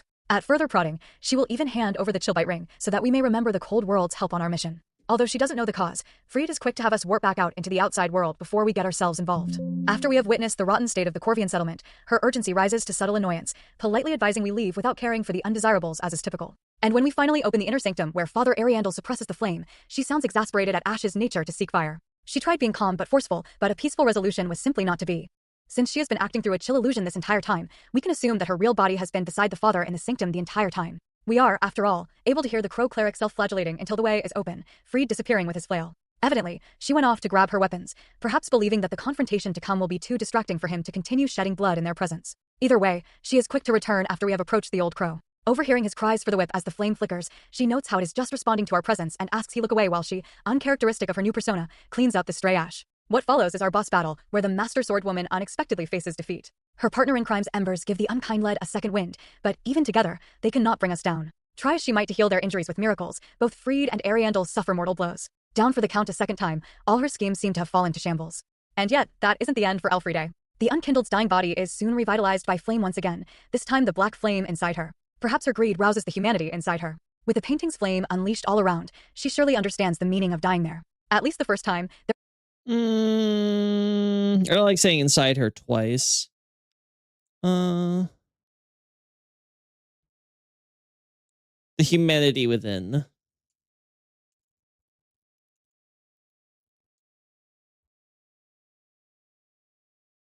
Oh.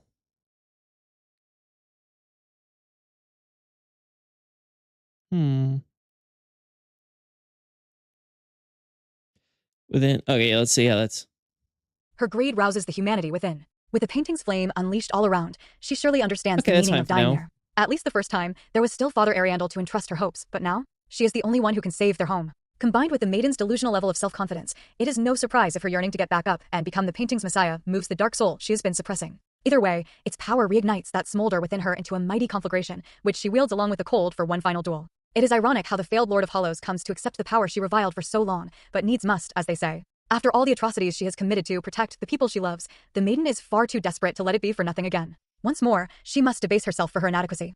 For what it is worth, Ariandel dies seemingly believing that Freed fulfills the prophecy, gaily commenting how fire suits her as ash with his final breath. Seeing such power, he can at least take comfort in believing that Freed will emerge victorious, that the prophecy was simply misunderstood, that their efforts weren't a waste. Elfriede, for her part, takes his words to heart, accepting this saving grace and putting her all in that final leg of the boss battle. Delusions are still delusions, so their plan finally ends in failure, but this shows the two's resolve for a world they loved, even if entangled with personal ego, not unlike Gwyn, though Elfriede might be loath to admit it. Yuria is understandably perturbed to learn of her sisters, and, she can presume, her knights, deaths form the soul we carry, but she maintains composure. In the end, the sister she assuredly respected lost herself to her own demons. Yuria might pity her, but the Sable Church still has a mission that even absconding Elfriede had wanted to see completed. The best she can do for the tragic woman is see it through, for everyone.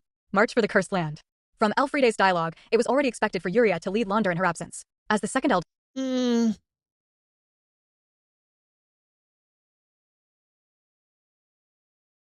Yeah, it's fine. From Elfriede's dialogue, it was already expected for Yuria to lead Launder in her absence. As the second eldest and one not reliant on Braille, she was the natural one to take over.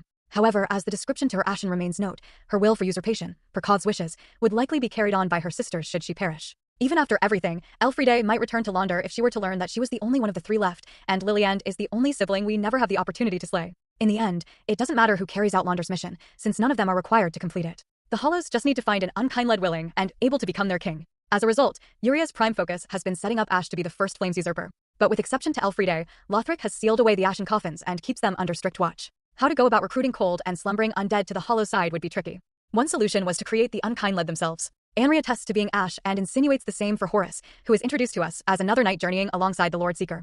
Although they omit the fact that they're Hollows, the claim itself isn't disingenuous, given how unkind-led are readily identified by scent. Therefore, the two must have tried and failed to link the fire, likely at Launder's direction. Perhaps the Sable Church had goaded them with promises of revenge on their father. Unkind-led are put in the perfect position to kill a Lord of Cinder due to the nature of the emergency system. Even when the thrones go abandoned, the Ashes have an excuse to hunt Aldrich, which Horus and Anri take full advantage of. It was to their benefit to cooperate with the country of Hollows on this, especially when their opponent was so powerful. As we can see after their reawakening, both remain in contact with Launder. Not only does Anri casually comment about a pilgrim providing information on Irithyll, that pilgrim is presumably the reason that both foe knights are hollow. Yoel posits that every pilgrim of Launder knows how to draw out the power of the dark sign to create a dark sigil. When performing this art himself, the sorcerer is providing a free level up, manipulating humanity to augment our abilities much like a firekeeper does with her soul. You know what? Instead of foe knight so often, I should use the term impersonator. I think that would be a fair characterization of it. Yeah, we're gonna have to go through and use impersonator instead. Since it is our own dark soul, we don't need to sacrifice our soul currency with Yoel, though the process is apparently too exhausting for him to do multiple in one sitting. Still, raising stats on solely the dark soul's power has only hollowing as a downside. This utility would be very tempting for Horus and Anri, hoping to challenge Aldrich. And as part of our coronation as the Lord of Hollows, we acquire additional dark sigil items from Anri's body. And so, the fake knights almost certainly became Hollows after awakening from their coffins, each granted a dark sigil along with more power thanks to a helpful pilgrim. Launder very much seems to be grooming the two as candidates for a Lord of Hollows, though Horus will die prematurely and Anri will take on a different role for our ascension to the throne. And there lies the underlying problem with this solution. While planting the seeds themselves does help, the Sable Church can hardly send enough undead to become unkind-led, especially when their members are mostly the old and frail. Horus and Anri aren't even fully aware of Yuria's scheme. The latter still freely wishes us Flame's guidance on our journey, and it takes a pilgrim abducting the self-proclaimed Asterin to assist in our coronation. Clearly, Yuria had no intention of converting them to Launder's cause until after the two's revenge was completed, if that, and regardless, without Horus. Anri chooses to succumb to hollowing at either his memorial or the grave of the first Asterin buried at the Cathedral of the Deep. This method is simply not reliable, even assuming that they had the numbers. After all, how many unkind-led have been recruited in this way? As far as we are made aware, only Horus and Anri. With most undead of any skill never seeking Launder before firelinking, the false knight situation is the exception more than the rule. The reality was that Launder needed to recruit unkind-led, which Lothric was already creating after they were unsealed. For that, the firelinking kingdom first needed to engage its emergency system, and the Sable Church was ready for when it did. Countless pilgrims have journeyed to Lothric, the line of travelers ending at the entrance to its main church and castle. If all have been trained to draw out the dark sign's power, then their goal must be to access Firelink Shrine beyond the castle. Since it is considered a pilgrimage, the Sable Church might deem Lothric to be a kind of holy site. Yoel's name does mean God is the Lord in Hebrew, reinforcing how the nation treats their Hollow King as a messiah. According to Yuria, we are to be the ideal human, a hollow worthy of standing above all hollows, enlightened with the strength and wisdom of the abyss. None better represent the will of the true mankind than us, so it is only right that we take custody of fire from the old and dead gods on their behalf. And Lothric is the place where this human god king of theirs will be born. The pilgrims will ensure it. The Hollows are certainly eager, having been visiting since before the High Wall emerged. Besides the numerous pilgrims already inside the city walls, one more has been stranded outside on the broken bridge, blocked by a portcullis, with many more stopping along the viaduct's ruined start. Evidently, the steady stream of migrants started when there were still no unkind-led to coronate. Launder had thus been acting on foreknowledge of Lothric's emergency. This is consistent with the opening cinematic, where the pilgrims follow a prophecy of the lords abandoning their thrones while fire goes dark. For the source, the words were maybe first spoken by Velka, like with the case of Ariandel. As Londar's secret backer, it is reasonable for the god to have some level of involvement in the operation. Her church did have a presence in Lothric's government, so she could have leveraged that influence to allow the otherwise suspicious string of elderly hollows through all the checkpoints and into the city. Why not help this pilgrimage at both ends with her foresight? It is possible that some of this prediction was mundane. After all, the 2 Karam clerics in Lothric Castle both lie dead near the lift up to the prince's tower. If the foreign agents had been keeping close tabs on him especially, then it is feasible for those clergy to gain insight into the twins' recent thinking, perhaps even learning about the secret instruction the younger prince was receiving. The clerics would then just pass that information on to Kaida, who would pass it on to Yuria, who would send the pilgrims on their mission. However, Lothric's rejection of fire linking wouldn't be enough to extrapolate the lords of Cinder proper abandoning duty also. In that case, maybe Velka was contributing her personal divination as well, using intelligence on Lothric to narrow the scope. There must be some limitations to her seer ability if the witch hasn't used it more often, especially in past games. If she can only fish out so many details, that at least leaves room for uncertainty, justifying Cod's lack of victory up until now. The Sable Church would have ample warning of the opportunity, but it was up to them to capitalize on it. Whatever the specifics, one might still argue that the pilgrims were arriving early, in part, to help engineer Lothric's collapse and the activation of the emergency system. One of the more peculiar enemies contributing to the chaos are the pilgrim butterflies, whose name immediately begs a connection with the visitors from Londar. They do look more like contorted humans than insects, with flesh and exposed bone. Moreover, during the eclipse, butterflies endlessly rise from the same direction as the pilgrims beneath the high wall. We don't see any change with those bodies, but that is probably because we have no reason to revisit their locations for the game's narrative. Neither are butterflies visible in the sky from anywhere except Lothric Castle. We are simply led to believe that this event transpires as we proceed with our mission to seek Prince Lothric. It has apparently predated this point. Even before the eclipse, we will witness butterflies in the Dragonslayer Armor's boss battle. Combined with the butterfly being a common symbol of rebirth, and there is no denying what the hollows become. How do the feeble pilgrims become such twisted monstrosities? Look no further than the powers at play. The butterfly's wings are mere tendrils, branch-like just as their tails are root-like. Those gracefully flap while the whole body emits a deep red aura. Gathering up this power, they can fire a bright orange beam from their featureless bulbs for heads, the trail of energy it leaves in the boss arena soon erupting in fiery explosions. This attack would indicate that the butterflies are fueled by fire. Alternatively, the power is condensed into a dark mass, big or small. It is also their power animating the Dragonslayer armor, one butterfly hovering over the kneeling suit until we enter the arena and begin the boss battle. The remaining 2 perish once that suit is defeated. This detail is relevant because the armor, which possesses a standard boss soul, is nonetheless vulnerable to the Wolf Knight's greatsword like dark affiliates. This would suggest that the fiery power is related to humanity, resulting in their lives becoming tied when investing some into manipulating the soul leftover in the armor.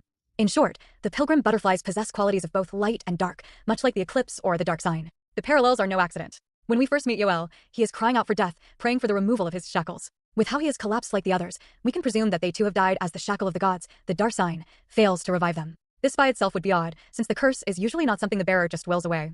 And yet, Yoel speaks ill of his failure to die, as if he should simply perish like the others. Something is causing the pilgrims to drop dead, and they're expecting it. It assuredly relates to the lid cover on every pilgrim's back, the stone dome secured with chains far surpassing the protection worn by undead clerics. Londar has taken great precautions against the dark sign's humanity bursting out, even while their bodies grow the same roots of stagnation as Aldrich and his followers. Why them specifically? Perhaps because their curse will produce something more impressive and volatile than the pus of man. Simply put, the pilgrim butterflies are most likely what the lids have contained, the powers of humanity combining with the ring of fire sealing it to produce for them a new body for their reincarnation. The Sable Church is more than likely responsible. If training the pilgrims on how to draw out the dark sign's power, why not experiment with the curse in other ways? Londar's governing body is liable to tinker with the pilgrims before sending them out on their mission, manipulating their shackles to come undone and unleash the butterfly after a certain point. The Hollows are fully aware of this, Yoel consequently at peace with death, though to his misfortune, untended graves reveals that sinification gets to his body first. But so long as they don't crumble to ash, Londar ensures the frail Hollows acquire renewed life as a butterfly. DS2 showcased the potential of manifesting abyssal creatures from the dual aspect of the dark sign. In fact, the butterfly doesn't even appear to be the pilgrim's final form. Farther into the future, more of Londar's traveling Hollows lie dead around the dreg heap. From the lids of certain cadavers have emerged pilgrim pupas, their insectoid human form rooted in place, but quick to summon an angel with seemingly white light. The angel possesses a similar form resembling both man and insect, with many small, segmented legs and veiny membrane wings. Various parts of this body, including the indistinct face, produce tentacles and tendrils akin to the pilgrim butterflies. If the angel dies, the pupa will just conjure another. But if the pupa dies, so too does the angel. Meanwhile, their wings constantly shed particles of that white light along with feathers, bringing Rosaria's maggot men to mind. Certainly, the angel uses those wings to launch similar beams of this feather-producing light until the target takes cover, where the angel switches to generating a petrifying mist. That last attack adds a similarity to the pus of man into the mix. Together with the time period, the angel seems to be a more refined evolution of the pilgrim butterfly, creating the light itself from dark. A pupa is a butterfly's transitionary stage from larvae to adult. The pilgrim butterflies would be the larvae in this scenario, early bodies for the Hollows to pilot like a drone as the chrysalis takes shape from their dark signs, hence their cruder nature. Once the pupa has matured from the back, it utilizes its stronger grasp of the abyss to transform their vessel. It is still odd how the two bodies act independently, even if the angel's life is tied to the pupa. But the mediator's very existence might signal a problem. After Lorian's wet nurse dies, an angel eventually takes her place, yet no pupa appears. This may be the intended end state, where the pilgrim's soul fully abandons the human body for an angel. The more humanoid pupa conversely betrays a pilgrim's incomplete rebirth, creating a pseudo-independent proxy to compensate. Even in this, hollows struggle to break free of their shackles and fully integrate their two souls. Nonetheless, it shows promise, which brings us back to the choice to evolve the pilgrims specifically. It is easy to imagine the Sable Church's reasons for engineering their own angels to appear in a kingdom like Lothric. There, at Fire Linking Ground Zero, where men strive to be divine servants, the pilgrims demonstrate the other meaning to an angel. Humans themselves can transcend to divinity. The hollows hope to inherit flame with dark, and the butterflies make the case for why they should be the stewards, having mastered the fire of their own curse. Once they achieve angel status, the beings of dark have internalized fire to create light of their own. This paints the straightforward message that holy flame isn't beyond the abyss, along with transformation into a higher being. Dark gives man not just eternity but variability, the opportunity to redefine what it even means to be human. Mankind thus has infinite potential, shackled by fire. Hollows are willing to accept the light, welcome the light, reinvent the light in a new age defined by its eventual absence. The question posed to Lothric is why not join this dark yet bright future for mankind? Now is the time to embrace their estranged heritage. But beyond making a statement, the pilgrim's new form gives them a better ability to maneuver for Launder's interests. There is no reason to manipulate the soul left over in Lothric's old armor like a golem unless the intention is to sow chaos, the butterflies choosing to just watch from the sidelines until they see their golem creation and lifeline begin to falter against us. The goal is to destabilize the government, giving Yuria cover to subvert the fire linking system for the usurpation. Before we even meet, we can find her hideout in the rafters of Firelink Shrine, a small space hidden behind an illusory wall. The determination it is hers comes from the chest containing the silver serpent ring, which has associated snakes with greed and the undead since DS1. Add the new description, which analogizes a snake swallowing larger prey whole to how greed may be necessary to overcome shackles, limiting us, and the soul-sucking effect, and it is obvious why Yuria suddenly shows up as if it were natural. She has been lurking in the area this whole time, working behind the scenes while her servants help distract.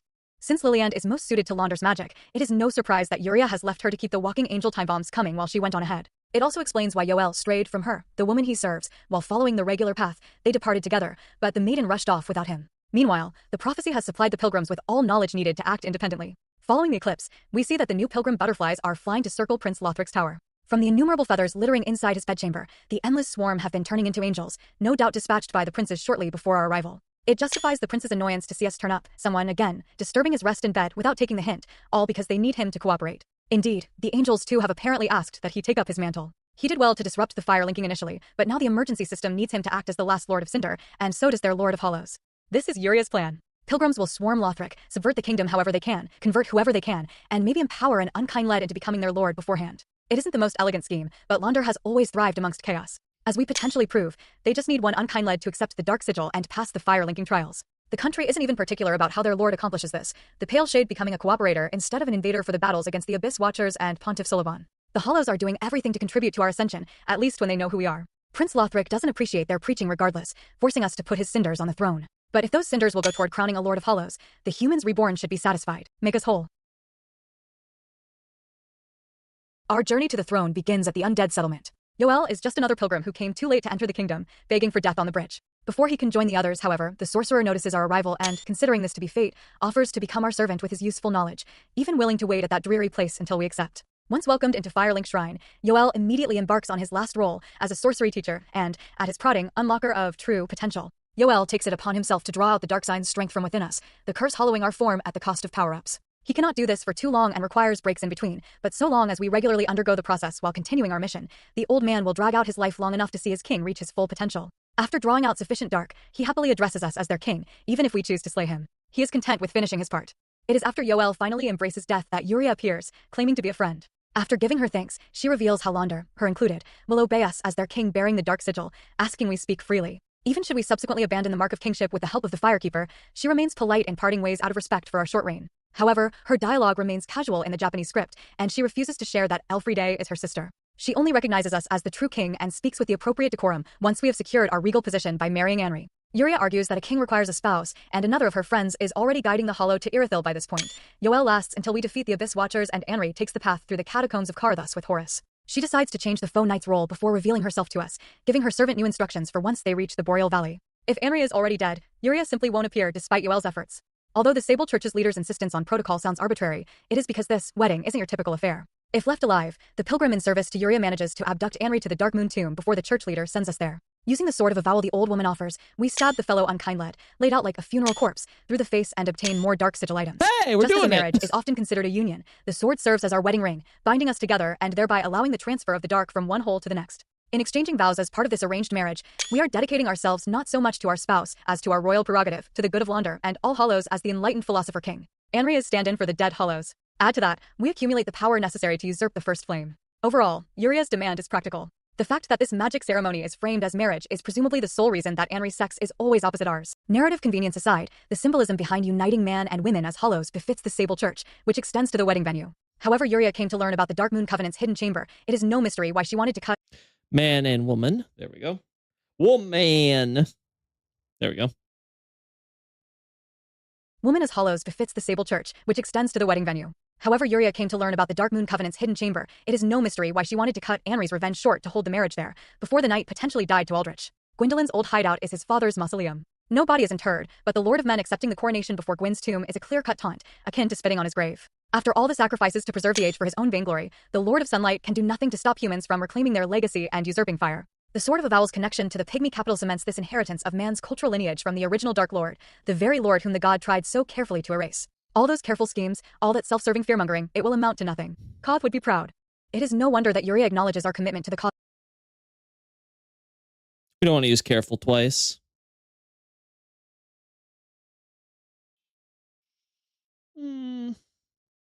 Precise could be a good one. I don't think I like cautious. Particular, sensible. No. Let's change this to precise for now. All those precise schemes. There we go. There we go. Let's start here. The Sword of Avowal's connection to the pygmy capital cements this inheritance of man's cultural lineage from the original Dark Lord, the very Lord whom the god tried so carefully to erase. All those precise schemes, all that self-serving fearmongering, it will amount to nothing. Koth would be proud. It is no wonder that Uria acknowledges our commitment to the cause upon this moment, refusing to even fight back should we try to kill her at this juncture. Despite lending Launder's assassin to assist against the Abyss Watchers and Sullivan before this, now she has truly placed all her trust in us, making the decision to remove the Dark Sigil all the more disappointing for her to be sure. She can only pray that we collect the cinders of the Lord, link the fire, and steal that inheritance for Launder. But that requires waiting farther into the future, at the kiln where she and a pale shade will leave their summon signs. Meanwhile, Launder continues its pilgrimage, even as every land and age coalesces into the Dreg Heap. Based on their orientations plus the cinematic, the pilgrims are heading toward the Ashen Desert at the bottom where the ruins of Lothric ultimately settle. If we don't fulfill our mission, they must hope that some other unkind lead will still be there to pick up the baton. Any hope for a savior in these circumstances is almost certainly wishful thinking, which is probably why Lorien's wet nurse lacks motivation.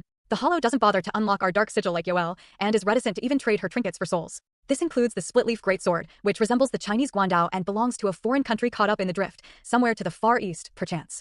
The feeble old woman apparently picked up the exotic weapon on a whim, intrigued by the detailed design which evokes a vena leaf split by a whirlwind as demonstrated when spinning it around for the wind will skill. Already, she was getting distracted. Perhaps seeing some of the ruins of her old kingdom was the last straw. Either way, the former high priestess has defaulted to pulling up a chair and taking in the sights until death, only hoping to see an angel. So long as we don't hasten it, her angel won't act hostile. There is hardly the same enthusiasm as when the citizens of Launder first started this pilgrimage. We need to guide them. If we do answer the Hollow's prayers, we are greeted by the Sable Church's 2 maidens and an entourage of commoners, all kneeling to the new king about to begin leading. Some fans have raised eyebrows to this cutscene, since we can kill Uria and subsequently collect her ashes prior to the final battle. One might argue that the other maiden is Elfriede, if not for the ashes of Ariandel DLC enabling her to die by our hand as well. The 2 church leaders must be faithful Uria and Liliane, even when one should be dead. The same can be said for Anri, whose armored form kneels with the other rabble. By all indications, From Software wants to convey that the dead are alive during our usurpation. How is this possible? It might be the power of the Abyss. With all of Launder's experiments on the dark sign, not to mention the immortality inherent to humanity, it may be that the country devised a method to resurrect hollows without them becoming mad. Assuming that they just need a good part of the body and soul, even Liliane's blindness might be cured with this hypothetical method. If Uria is reconstituted with just her ash, then it is promising for the world. The damage caused by overextending the Age of Fire might be reversible in the Age of Dark, which we catch a glimpse of with Firelink Shrine's appearance in Untended Graves versus the Dreg Heap. In a world of infinite space without time, the possibilities seem endless, and that future belongs to man. The only question is if we will be one walking mankind through fire to that new age. Yoel remains cagey about the implications to drawing out the dark sign's power. If we will be the one. It's always the stuff where you're like, how's that word not there? I could have swore it was there, you know? Be the one walking mankind through fire to that new age. Yoel remains cagey about the implications to drawing out the dark sign's power, arguably roping us into lordship of all hollows through deceit. Neither does Uria feel pressured to argue usurpation's case until we have already followed her instructions. Both act as if power and authority are all we require to stay committed to their path for us. Koth fumed at past failure for relying on strictly such criteria, and he led with the historical explanation. But with his heirs repeating old mistakes, the world's fate might just rest on our greed. Well, there we go. And he led.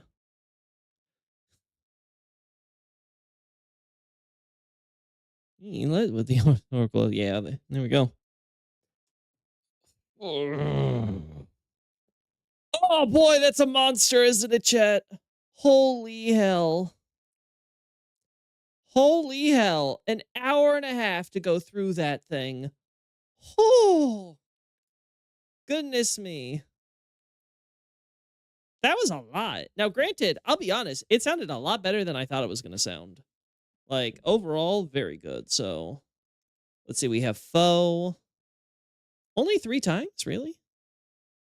Yeah, we use it twice though towards the end. It's frequent enough. All right, so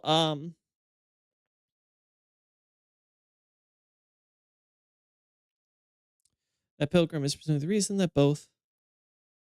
Yeah, I think I like Foe Knight for the second one.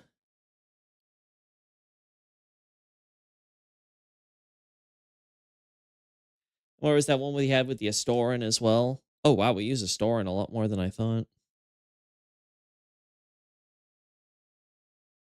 It says self-proclaimed.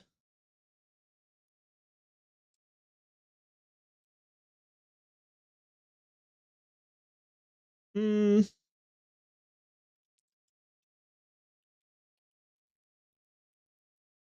Let's do impersonator here. Yeah, there we go.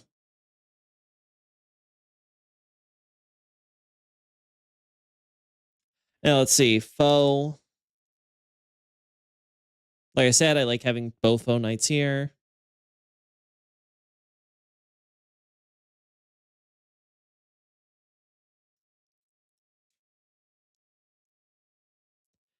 Let's see. She says she changed the imposter knight. Mm-hmm. In light of the. Is that if he's in light? I don't want to say fake a store in here.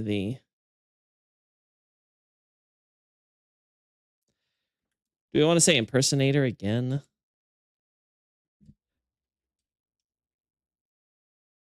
Foster.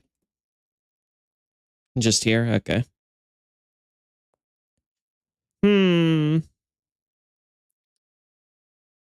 Fofo enjoyer keeps deleting his photos. A beautiful monster to be sure. Yeah, I'm enjoying it a lot. It's definitely come out really good. Holy moly. Yeah, it's a big one, isn't it? Woo! But like so far, so good. Like, I'll be honest, this is looks like the second draft's gonna be very quick, and who knows, there might not even be a third, depending on, like I might like nitpick a few more things, but like this is a very good state to be in. Like, no joke.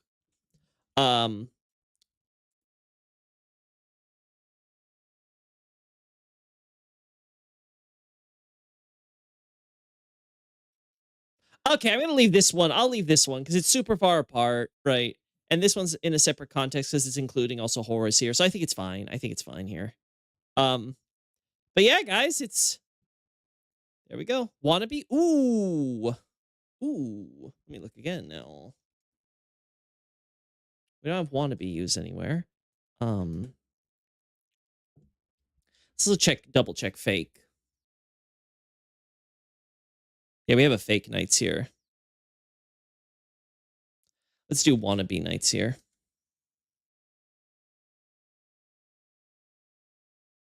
Yeah, I like that. Impersonator, fake, wannabes, etc. Okay, we're not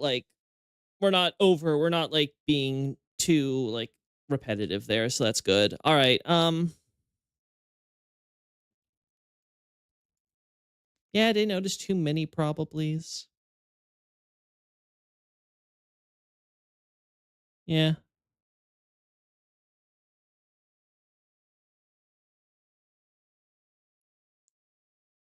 Yeah, I think those two, they're close, but I think it's fine for the most part. In the end, let's double check that. I don't recall hearing that too often. These are close though. These are pretty close though. That's gonna be her knight's death formed the carry, but in the end, her sister she assuredly respected, lost herself to her own demons. The only one in the end, it doesn't matter who carries out Londor's mission. Let's change that too. at the end of the day. Yeah, there's no other. Yeah. Ooh, on balance, though. That's a bit shorter. I think I like that better. A little less wordy. On balance, it doesn't matter who carries out Londor's missions. Yeah, yeah. Okay, there we go. All right. I wasn't live, but I think I caught a woman that shouldn't have been woman, but I'm not 100% sure. Yeah, yeah, I caught that too. Let's see if there's any more since you mentioned it. Noting their skill as swordswomen, that's multiple. The woman envies those who have ooh. That might have been it, right? The problem is that Alfredo was spoiled for the woman envies those who have a place. Yeah, yeah, yeah, yeah. That was you're right. Thank you for pointing that out. All right. Okay, cool. So that's good. Didn't notice any factual errors there. So that's pretty clean, it sounds like. Overall, it seemed to flow very well, a lot better than I thought, like especially that part. Like, I'll be honest, guys, the only like major struggle I had when it came to actually like organizing this was pretty successful, all things considered. It was that goddamn Astora and weapon stuff. I did not know where I was gonna put that. So I wasn't sure if like the way I was wrapping it all up there at the end, if that was gonna work. But I'll be honest, maybe I'll like go through and try to like polish it a little bit on some of the transitions, but it ended up working out just fine. So the overall, not complaining too hard there. All things considered works too. Yeah, but we use considered quite a bit, I'm pretty sure. Yeah, we have 15 uses of consider. Usually it's like, some of these I'd be fine if it was like considered young or something like this. Age to consider, ultimately considered, considering, considered, considering, considers, considering, reconsider, considering, considered, considering. Yeah, like we already have used a lot. So I'd rather not if I can help it. Um so yeah, that seems to be very good. We don't have any wait, what happened to the background music? This is what happens when I leave the background music on low, so even I forget that it's supposed to be up. There we go. Like, what the hell? You're not it got itself stuck before it could do the replay. Only bit that's sort of odd to me is discussing the usurpation ending, not at the end, but that's not really worth restructuring everything for that. I mean, you have to talk about the ending at several points throughout because it's just incredibly relevant for calling back to stuff like what the point of everything is happening and all that stuff. Like, if I don't explain what the hell the usurpation is for, it's very hard to kind of like help people ground on why the hell anyone's doing all the things that they're doing, right?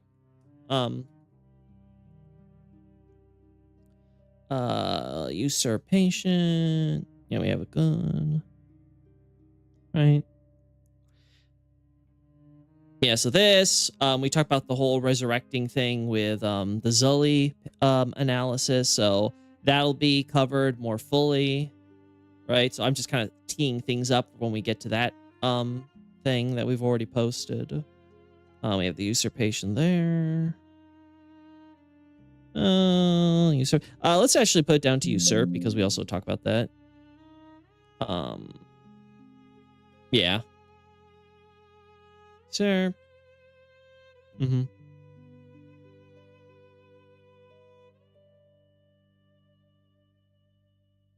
Yeah. Okay. Yeah. Good. Become the usurper. All that stuff for the texts. Okay. Pet weapon part fits in quite well. Yeah, that's what I wasn't sure how the whole stuff with all that worked because I like it personally. Right. Like I wanted to include all that because I was like, where else am I going to talk about it for a store of weapons? But like, it was like, holy hell! Like, I didn't want it to be too distracting, but I think I was able to get it down very solidly while kind of weaving it in with like, yeah, this is kind of like what Londor's up against, and it's it sort of ties together how it's like, whatever angle you look at it from, it's very clear that Londor is supposed to be have gone against Astora in its founding. So yeah, everything kind of flows together there.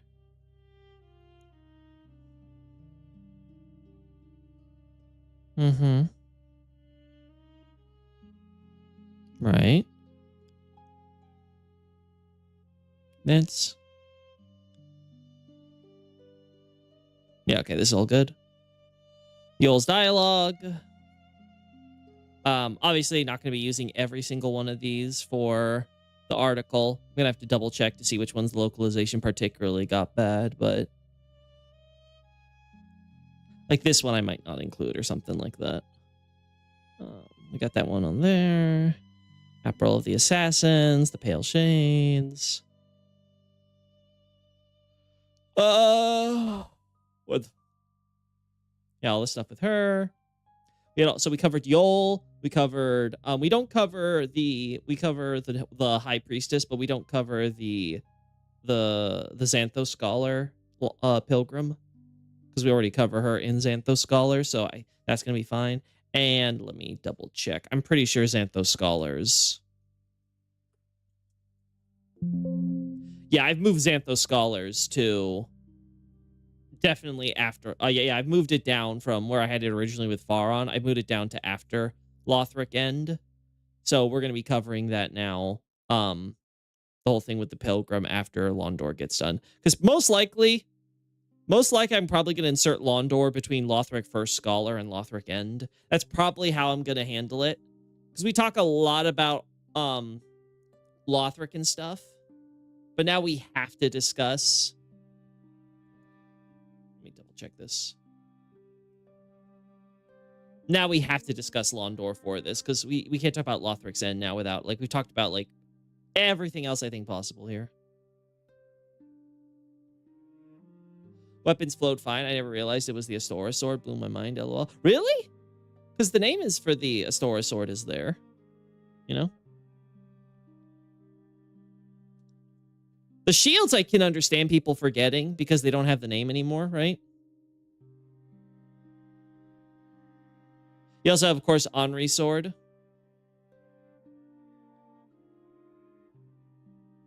Yeah, the shield stuff. This thing was like, oh god, I have to. This is one of those things where like you hate it because it's one of those little topics where it's like, okay, you have something that's like kind of like really technical that you have to kind of break down, and you have to try to break it down in the simplest way so it doesn't bog down everything else and you can stay with the flow. But it's like, it's got so much little stuff and like backstory, especially like, again, I write this stuff with the assumption that you probably have played the other games and stuff, but not necessarily have memory of this stuff. So I try to keep it as brisk, but detailed as possible. But like, oh my god, this was like going to be a nightmare. And thankfully we had this second one that also was able to be relatively concise about how this kind of works. It kind of works.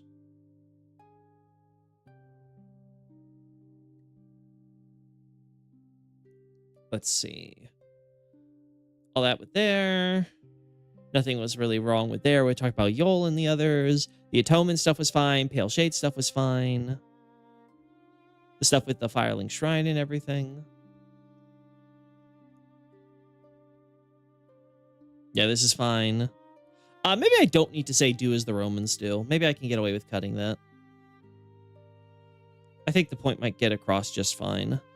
Yeah, we'll see about that before I do the second draft here. But yeah, overall, I can't. It honestly went a lot smoother than I thought it would be. I thought I was going to listen to this and I was going to hate it a lot, but there really wasn't that much wrong.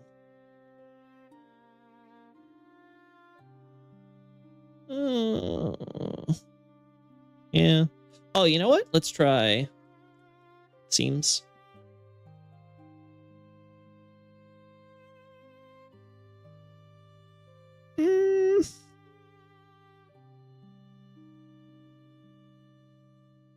Might want to mix some of those up.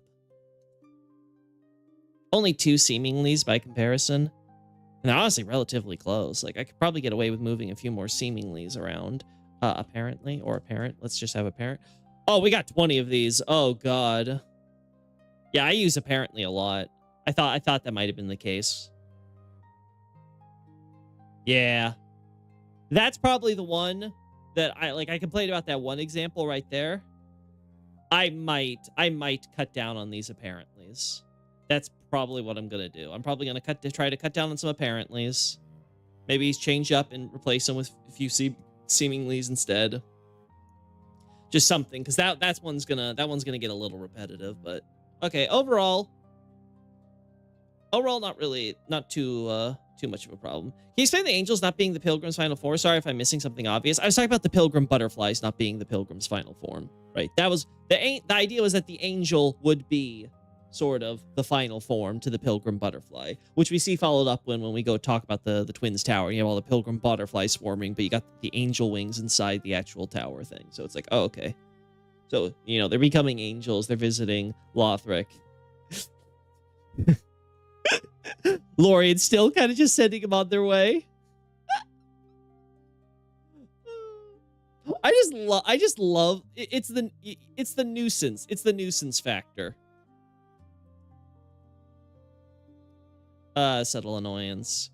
It justifies the prince's annoyance. Oh, I do not have that posted here. Oh, that's a problem. I have to include that here. Oh, I remember why now. Yeah, I remember now. Because I was doing that stuff with Emma and crap. 1 second. Yeah, because there's an odd detail where Prince Lothric mentions us as like a purloiner of cinders or kindling, right? So he knows how we've been taking the cinders of the lords, and I was trying to think of like how does he know that when he's just kind of resting around? And I think I've got it. I think it's through Kriemhild. Though unfortunately, I don't have a good way to insert that into my current analysis of her, so I'm gonna have to like look at that from the ground up and see if there's any place I can kind of like fit that in there. Because it looks like, because we know Kriemhild invades in Firelink Shrine and stuff, so she's definitely been there, and this is post her conversion. So I'm going to try to include that somewhere where it's like, oh, I think she's getting information up from Firelink Shrine about us. Like she's picking up intel and things, right? Because you already have like Albert going out and doing stuff. You have Kamui, who's, you know, he's an assassin. He can literally be in the shadows anywhere doing anything. Yeah. I cannot find this. Well, if I have to go like back to my files and pick it out, that's fine, I guess. I was just hoping I would have it because I remember doing some slight edits because I wanted to polish it. All right, let me see. Is it here? I was going through like a bunch of these thinking like maybe I could like insert it here or whatever, but yeah, here we go. Okay, here we go. Yeah.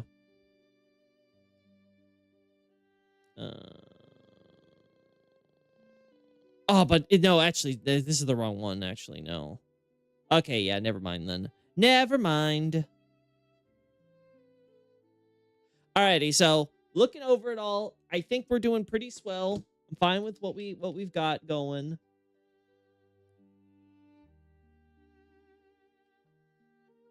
I think what we already have here is also going to be good, but for the sake of my sanity, let's just put you back here, buddy. Thank you. All right. In case we want to do a side-by-side with Ring City for this, right? Because we do mention it earlier on.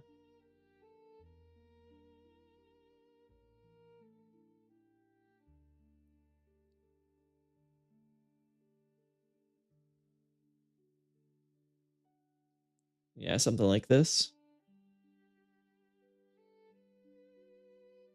We can crop something like that. Let's also get a little bit more up in our face there. All right, I think that should cover it.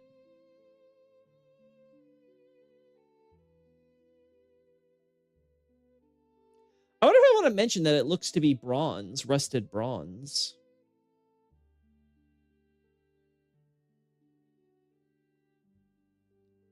Well, more stuff to think about that might increase the size of this thing, so going to be something I'll have on the mind to consider.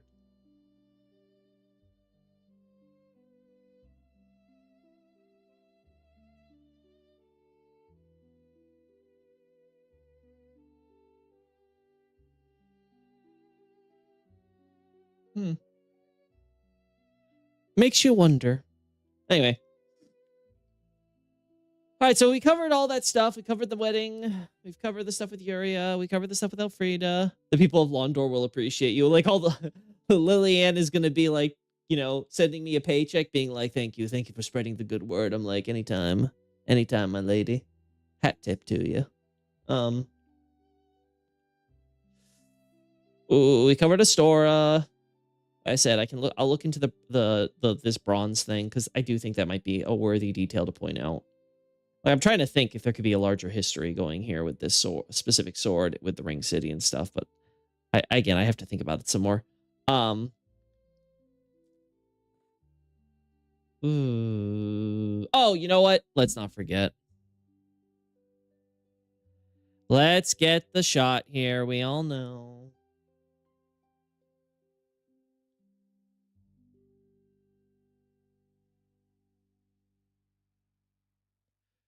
All right. The poor dead lady.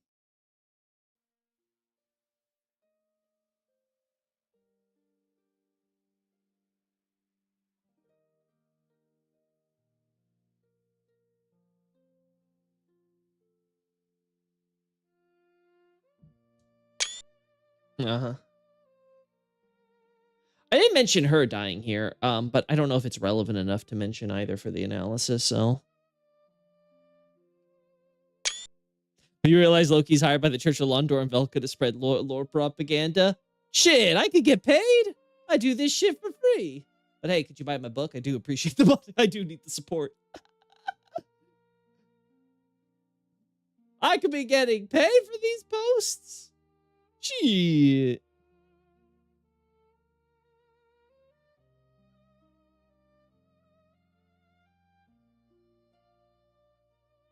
No, if anything, these things are just advertisements for my book. It's like, hey, I talked about all this stuff from Dark Souls 1. You know how you can learn more about it? Buy my book.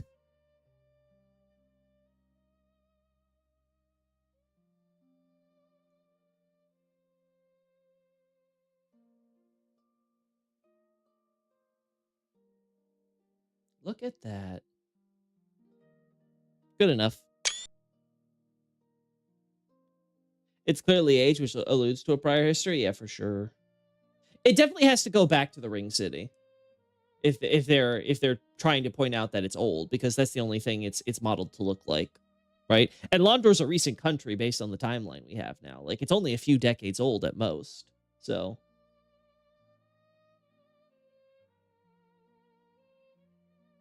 in before Velka had the Abyss Watchers link the fire, because she didn't want to risk them at some point coming after Londor. So she's kind of like, okay, before they get the idea that they can handle Londor when nobody else will do it, I'm gonna use my connections at Lothric, so that way Aseros and folks will turn to them to link the fire when they need it. That would be so funny.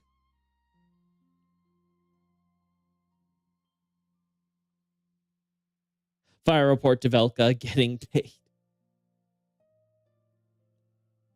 It's like, hey, Velka, have I done enough so I can get off the naughty list in that Book of the Guilty you got there? And she's like, nah, give me the souls. Damn.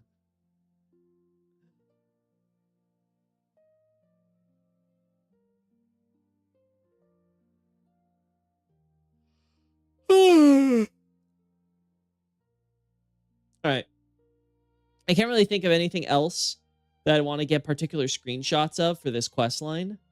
We've now basically done everything we could want.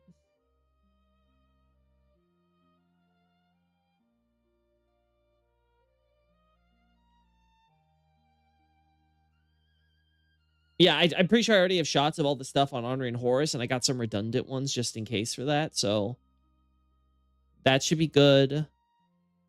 The actual lore stuff. I guess I would like to get a shot of Henri at the grave instead of at Horus's like monument or whatever, right? I think that would have been nice. But yeah, okay. Okay, I think we've done enough in terms of getting various shots and stuff like that. If I'm missing anything, I don't think it's Ariandel. I think we've covered enough stuff for Ariandel. So yeah, if we're missing anything, it might be some like scan stuff. Like it's like, oh, let's get a shot of, you know, the corpse here or there or whatever, right? But yeah, 30 pages. 30 pages. When do I first mention the Sword of Avowal, by the way?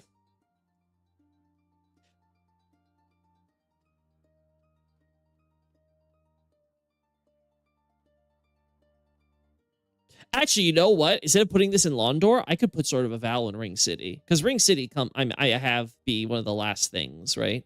Which is what I tried to do. I tried to mention Ring City as little as possible beyond the basic establishment of it. Yeah, we only mention it twice here. So that's actually really good, right?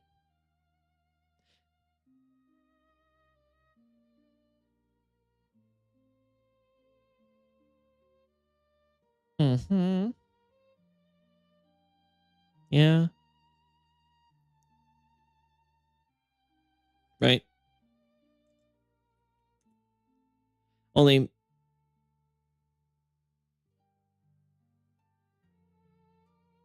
I think we maybe could still include it. So yeah, anyway, overall, I think we've got this stuff pretty covered. I'm going to think over like some of this and like what I want to do with it and all that, but I think I'm very happy with it. I think, again, I ended up deciding what's left for DS3. The only topic I could really add for DS3 would probably be patches.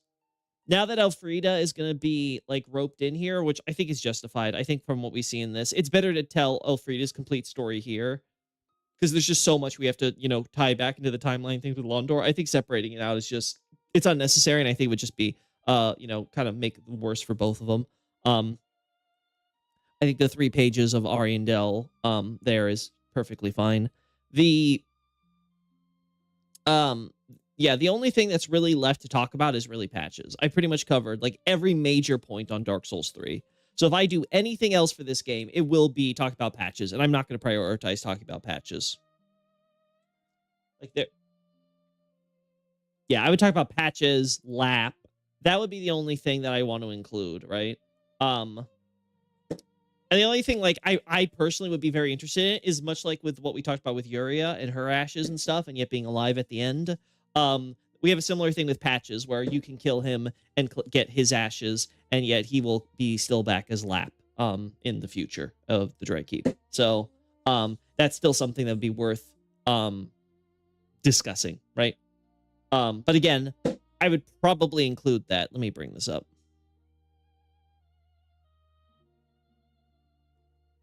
I would probably include that. Honestly, I have to go back and see if I'd really want to end things here with Gale. Like, I'm trying to think about what would be the best recommended reading order here, right? So we put Londor here. Londor, Lothric End, Mound Makers, which is fine. You know, now I have to wonder if Mound Makers are in some ways secretly backed by Londor. Because they use no knowledge about the shackles of the gods specifically. That's so specifically Londor coded. And we know that Hodrick is connected to Irithyll and stuff like that as a knight there. I have to double check if the timeline would match up, but if we could say that the Mound Makers were actually established by Hodrick or whatever, it's totally possible that that like Sable Church is like, it was part of a subversion effort for the Sable Church, and now the Mound Makers have kind of spawned off on their own. Again, I would have to investigate that for myself, but that's definitely possible. Ludlith, yeah, that's fine. Shrine Handmaid, yeah, we don't talk about her. We don't talk about him. Solaire, yeah, that's fine. Katarina, again, that's fine. Vinheim, again, that's fine. We also talk about the stuff with Orbeck and Yuria there, so that's fine. Great Swamp, that's fine. Hawkwood, yeah, that's fine. Giant Blacksmith, yeah, that's definitely fine. Especially with all the added stuff I've added with Giant Blacksmith and things like that. Xanthos Scholars for sure. Again, justifying putting it there is because we talk so much about the Giant Blacksmith here, so it has to go after here. And since we're also going to be talking about Londor up here. It has to go after here. So like this works out. Lautrec. I'll be honest, I could probably get away with putting Lautrec anywhere.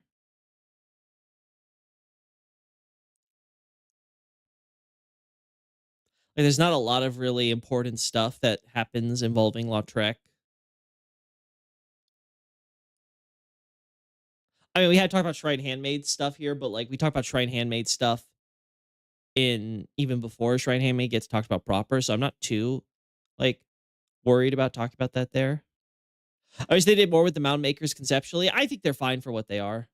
Um, like in certain terms of their place, like I'm not going to complain about it. I don't think there needs to be anything like big or whatever. They act as sort of like the chaotic faction, and that's fine for me. With a little bit of reinforcing some of the old lore. Albert, Kamui, and Krimheld. So that looks about right.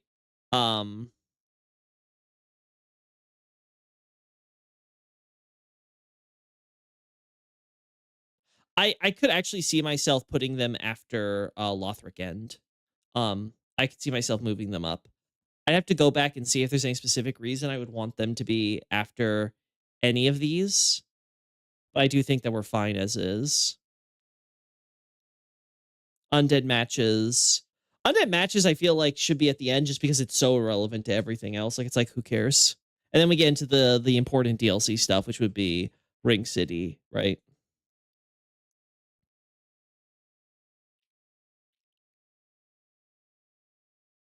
Actually, I think you have to keep Kamui at least after Shrine Handmaid. And if you're going to... If you have to keep... The thing is, if you keep any of these... Yeah, I want these together as a trio. Because they're just so closely linked to each other. And they're about the same level of relevance. Solaire I'd want to keep after Shrine Handmaid. Same with Katarina. So Vinheim and Great Swamp you may as well have included there as well. Especially considering how close it is to Londor.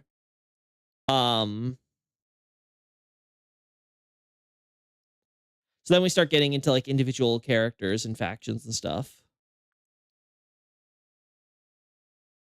Yeah, I think what I would probably do, I'd probably take Albert, Kamui, and Kriemhild and put them up here behind Hawkwood. These three. And then... Yeah, I might do something like that.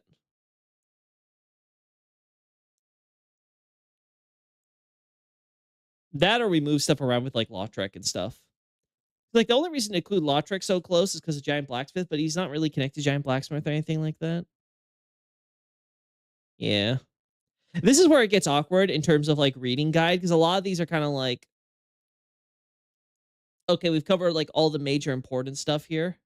We're now getting to like the less important stuff that needs to be talked about in a specific order in order for all to make sense. Right? And Ring City's like its own thing pretty much. Ring City, Shira, Midir, Millwood because of Midir, Half-Light, Leto, Zully. And then we end up things with Gale.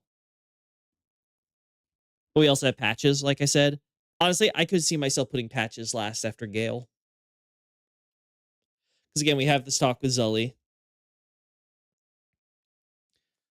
I would argue Patches is probably a better way to end things off on the Dark Souls 3 discussion than Gale would be.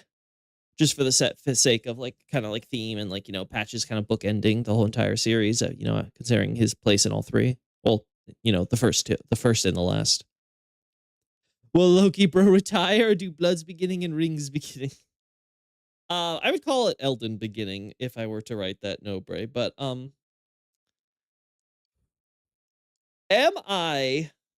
what am I gonna do after Londor? I don't know. I might go back to Elden Ring just so I can have a break from Souls. But I really do want to finish up Bloodborne. Like I am dedicated to getting as much of Bloodborne as I can get done this year. I've got Is covered, so I can always cover. Like, let's look at my Bloodborne stuff. What's left to do for Bloodborne? Oh, yeah, this is Dark Souls 3. What's left to do for Bloodborne? Loran, Tumeru, and that would include like it would basically be all the Chalice dungeons that aren't Loran or Is. for a Tumeru analysis. I might have to rewrite some stuff of Kanehurst based on whatever would be in the Tumeru analysis, because I would have to, again, I would want to have, I basically would have to rewrite these things to work chronologically here. And that can work with all the stuff I've done with Chalice Dungeons is and everything, but I don't know how that would work with Kanehurst, because like I have to talk about stuff like the stupid vampire bat enemies and things like that. Blood's Beginning for sure. And the question is, do I have a separate analysis for Great Ones and Beasts? I think I would try. I would go through and try to make like a basic primer on Beasts and Great Ones. And depending on how long or short those would be, I would decide whether I want to keep them as separate topics or rope them into Blood's Beginning. I could see myself not including them in Blood's Beginning, because I could see myself making a justification that in terms of talking about the cosmology and the immediate relevance of sort of blood and beasts and stuff, it might not be all there. Or at the very least, it won't need to be discussed. Yeah, I could see myself. I could see myself kind of skipping over. Probably should finish Bloodborne, even though I'm an Elden Ring guy. Yeah, BB, I think would be... BB I want to get done, because BB is something where it's like, I get it done, and then, like, it's done, right? Like, Elden Ring is something where it's going to take me forever to do either way. Like, there's just so much to Elden Ring. Like, there's no way I'm getting Elden Ring, like, there's no way I can, like, rush through Elden Ring real quick. Some of the Great Ones could be their own topics, even. Odon could be. I could see myself doing where I talk about Great Ones generally, right? We would probably talk about Moon Presence, Flora in Loran. Like, it would make, because she comes from Iz, right? But she isn't really relevant to the story of Iz that, like, I cover. And I would just be kind of including her just to include her. Loran, it would make more sense to talk about her, because you actually have stuff connected with, like, the iconography you have in Nightmare Frontier and stuff like that. So there I'd be like, okay, we can talk about, like, Flora and her involvement in things. I would want to talk about the Great Ones and Beasts as two separate topics individually, like I said, if they don't fit into a Blood's Beginning. And then I could see myself ending with, like, having Odin here, like, after Maria, Izzy, Jura, Hunter of Hunters, right? Like, so in total, it'd be Blood's Beginning, Beasts, Great One, Loran, Tumeru, and, like, say, Odin.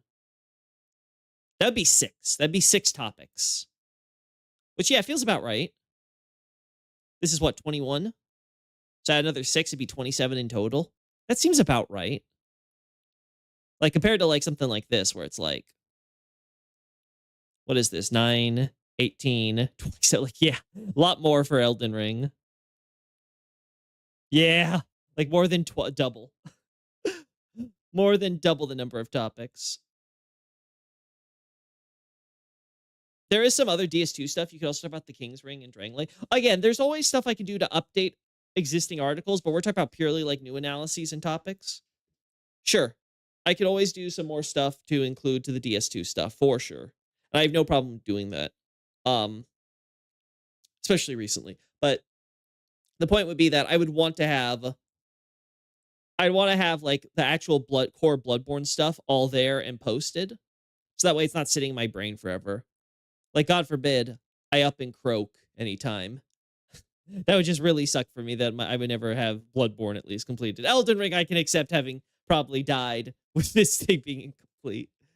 This monster. But yeah. Overall, I'm happy with how Londor's turning out, considering it's probably my biggest thesis that I've ever at least posted. Like, maybe I've added on to existing theses that made them longer by default, but, like, as far as, like, in my original thesis, I'm posting it as is. This one's, like, clocking in at 30 pages, and if I add anything else to it, it'll be at least 31. I'm very happy with that.